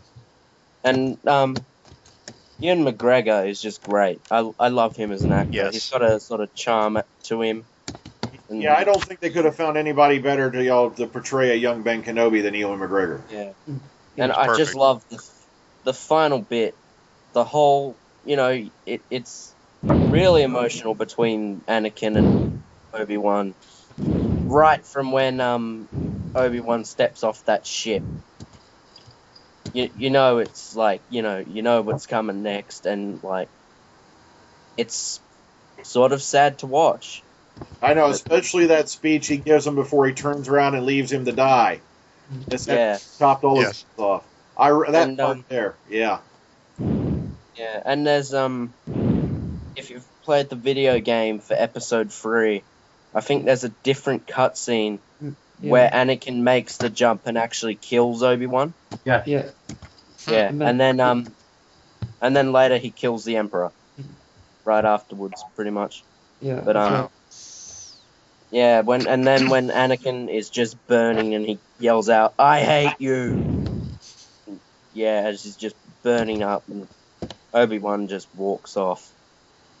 Yeah. I thought that was a great scene, though. That Great I hate you. Yes. Yeah. And then just how it ends with just Vader standing there, just with the Emperor looking over. And yeah, the Emperor's great in this movie. We see how he gets all the... Yeah, the Emperor, that's it. I forgot his name. Yeah. And then when he just gets that lightsaber fight we've all been waiting for. And yeah, I just think it's... I don't mind it. Yeah, certain parts can get to me. But Or when Yoda walks into his office and then just poof, sends those two guards against the wall. Yeah. That was, yeah. And I think Grievous is a cool looking character. And I love his Magna Guards. I think They're pretty was it cool. just me, or is it kind of reminiscent of IG-88 in a way? The way the design, I mean. Yeah. It reminded me of it. You know, you Yeah. really can't psychoanalyze these characters too much because look at it. You have Yoda who goes, picked a fight with the wrong guy, I did. And then decides to send in this, like, teenage boy later on to go fight a battle that he can't win himself, who has next to no force training and will never be a proper Jedi. Yes. It kind of turns Yoda into something of a schmuck. It does, and that was one of the problems I had with it. I think there could have been a little bit more of something with Anakin, like the scene when he's got the lightsabers to Dooku's neck. I feel that could have went for not too much longer, but just for a little bit. It's just sort of, there's a little bit of tension, and then he just sort of kills him on the spot. Yes. I wish there was probably, and one moment when you see that this guy's pure evil is when Anakin just turns around and there's that close-up of his face and his eyes. He's got the orangey-looking eyes. And right from that moment, you know, this guy is evil. You know, there's no Anakin Skywalker. Whatever you know before, just throw out the window because this is a different guy. Yeah. Okay, let's bounce on over to Ross. Revenge of the Sith. It's the only Star Wars film that I actually saw in cinema. And I can remember that. Like, the opening credits come up, or the title sequence thing.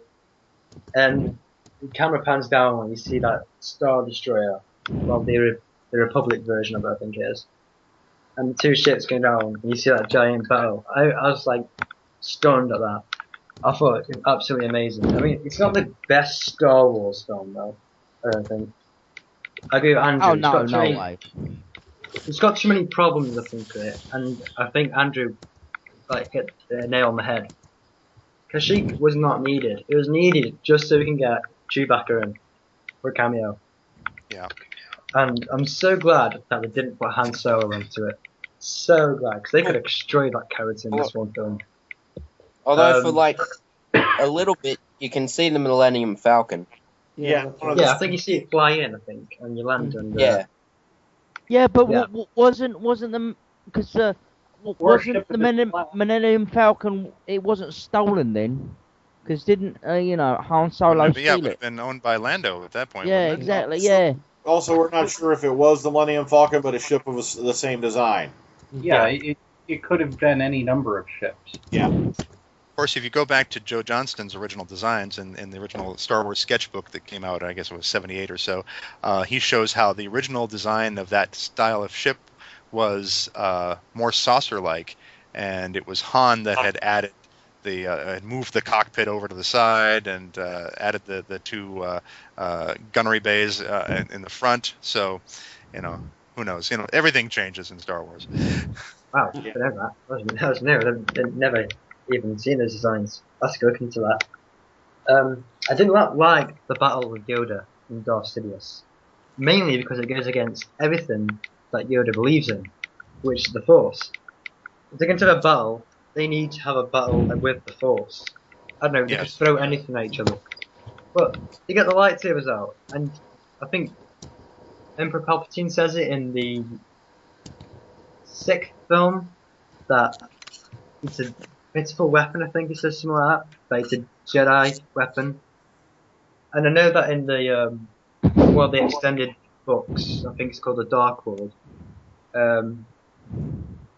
it talks about how the Sith only used Jedi weapons to humiliate them, to make fun of them, of the way the fights feel. So I didn't like that. I thought it was a bit really out of place.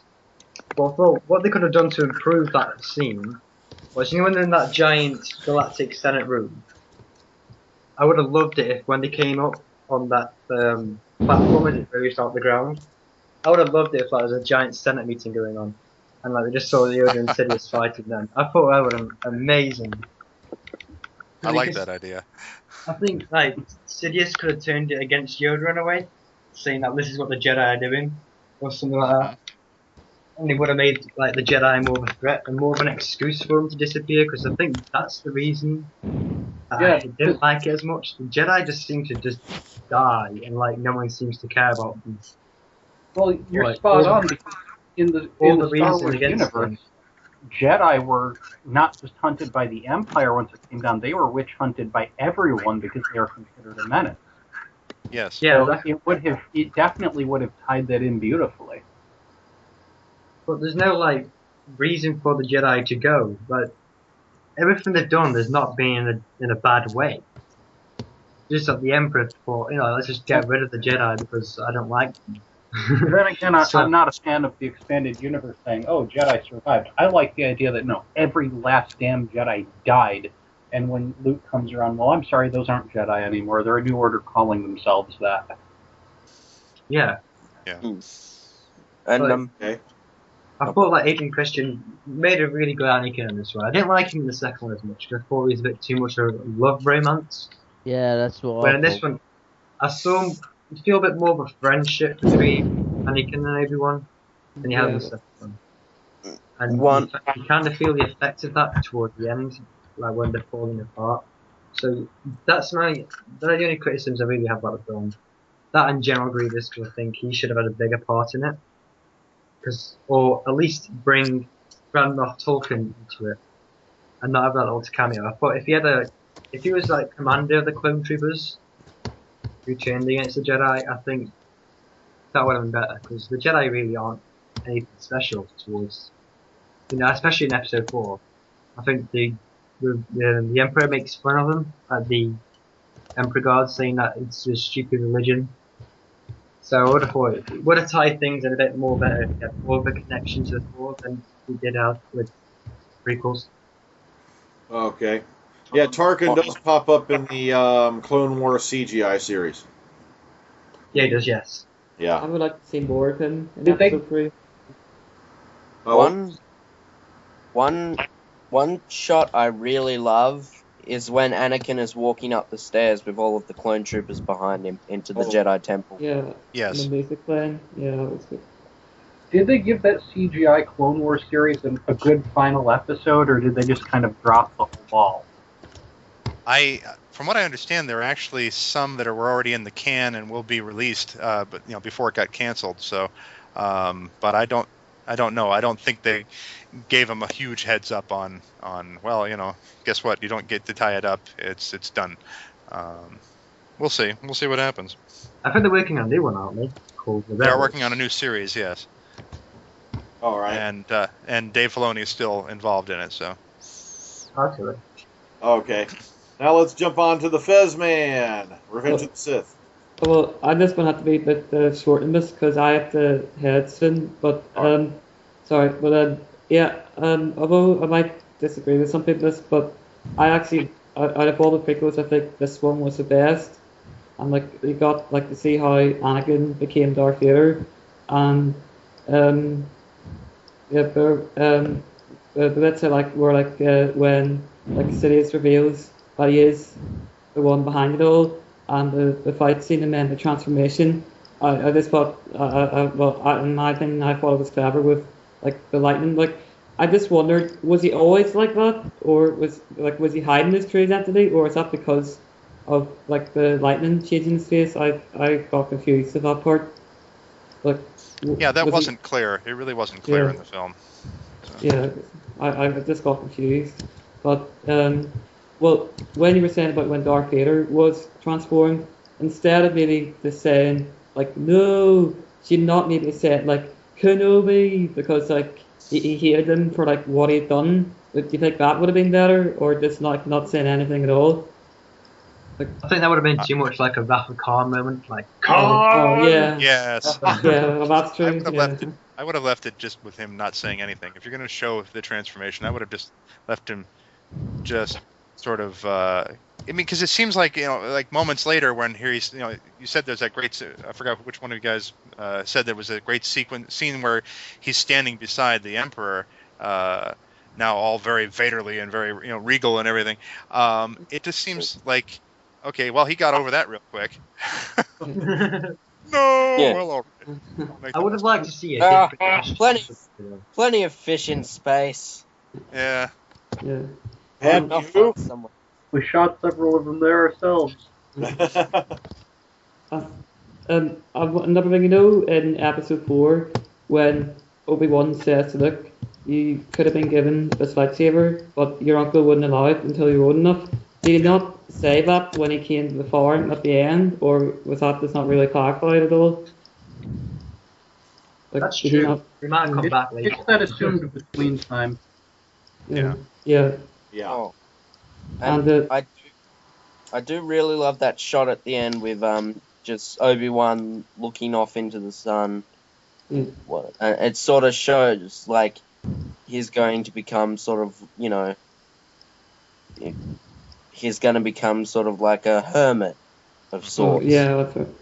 With just the hood on. I loved it because he started doing the thing with his mustache and his beard like Alec Guinness did. Yes. Mm. I love I that. have to say, the transformation from Ian McGregor to making the older was brilliant. Mm. Because he looks so young now, even still. But in that film, Yes. he looks so old. Off on his way to be exiled. And self-imposed exile. Okay, lastly, Sorry, can I just say one more thing? Sorry. go on ahead. Is that apparently Liam Neeson was asked to be back as a Force Ghost, but apparently he had, I think it was a skiing accident, and because of his injury, he couldn't come back. So he Wasn't just mentioned. Wasn't his wife had a skiing accident, and not him? Oh no, that was after this. That was after the sequels, I think. But I think he had an accident where he couldn't do it. But they just mentioned him. Really, he's the first Force Ghost. But Really? yeah, I think he comes back and tells Yoda how to do the ghost thing. Yeah, Jedi that's ghost right. thing. Yeah. But he does appear in the Clone Wars. Yeah, that's right. Yeah, I've seen that. Yeah.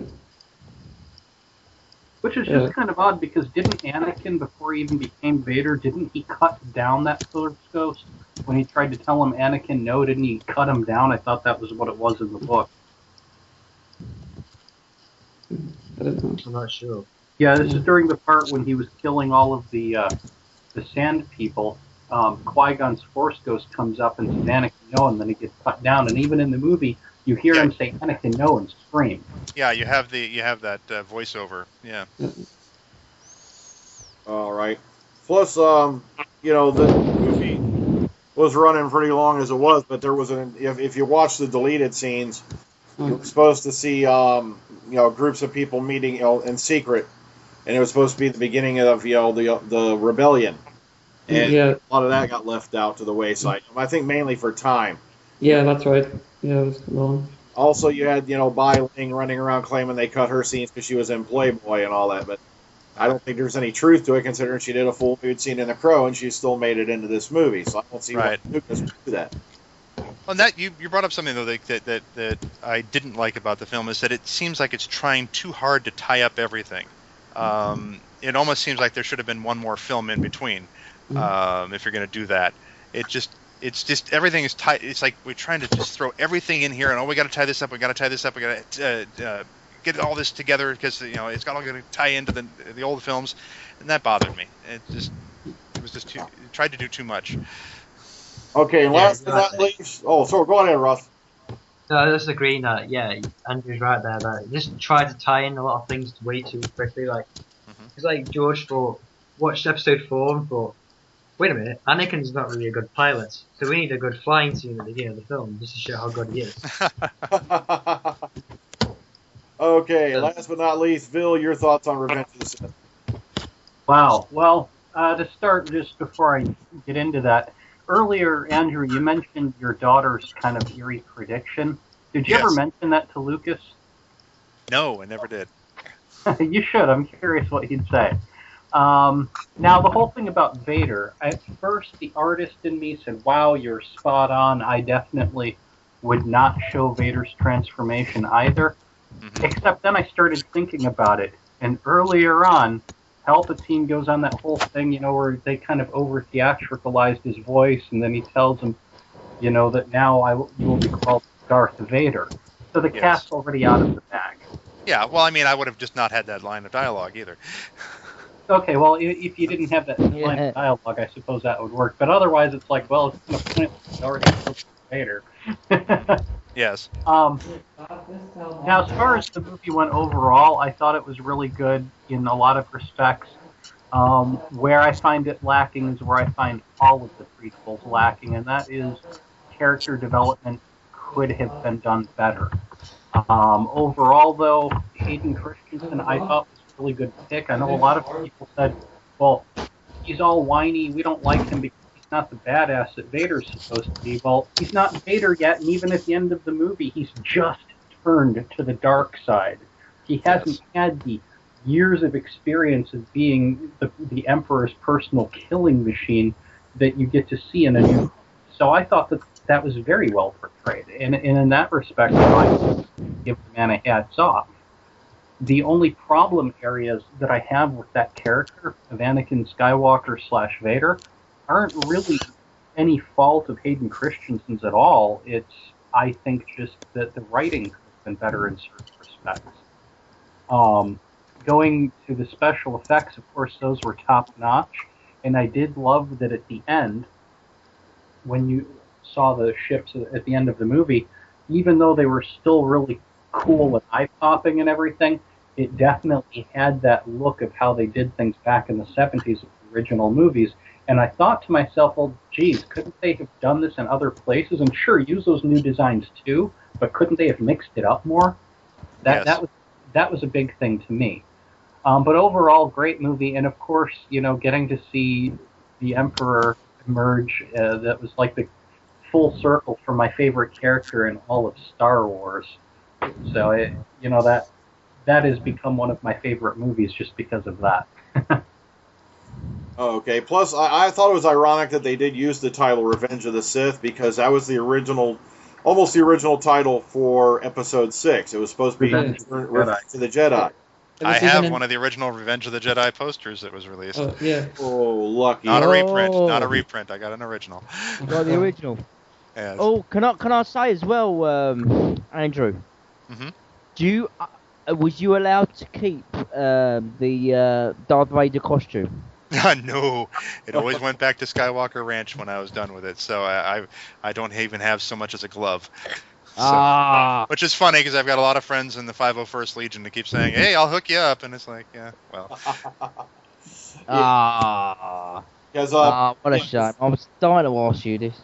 Oh well, never mind. Yeah, a few years ago, we used to have a curiosity shop here at the local mall, and one of the things they had up for sale, and this was back in the early 90s, it was a Revenge of the Jedi poster, and it was signed by the entire cast.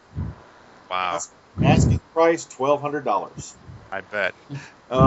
Look, especially, imagine how much that thing's worth now. Okay, guys. Oh, wow. Well, we've gone on a bit longer than I anticipated, and is this your longest podcast yet, Dr. Freedom? It's coming up on it. Oh, no way, it's the longest. No way, I ain't. Okay. Don't worry about that. Let's go around and see if there's any final questions anybody wants to ask. I'm going to start with Ryan and the Fezman, since they have to sign off soon. Ryan? No, I've got nothing really to say. Okay. Fezman?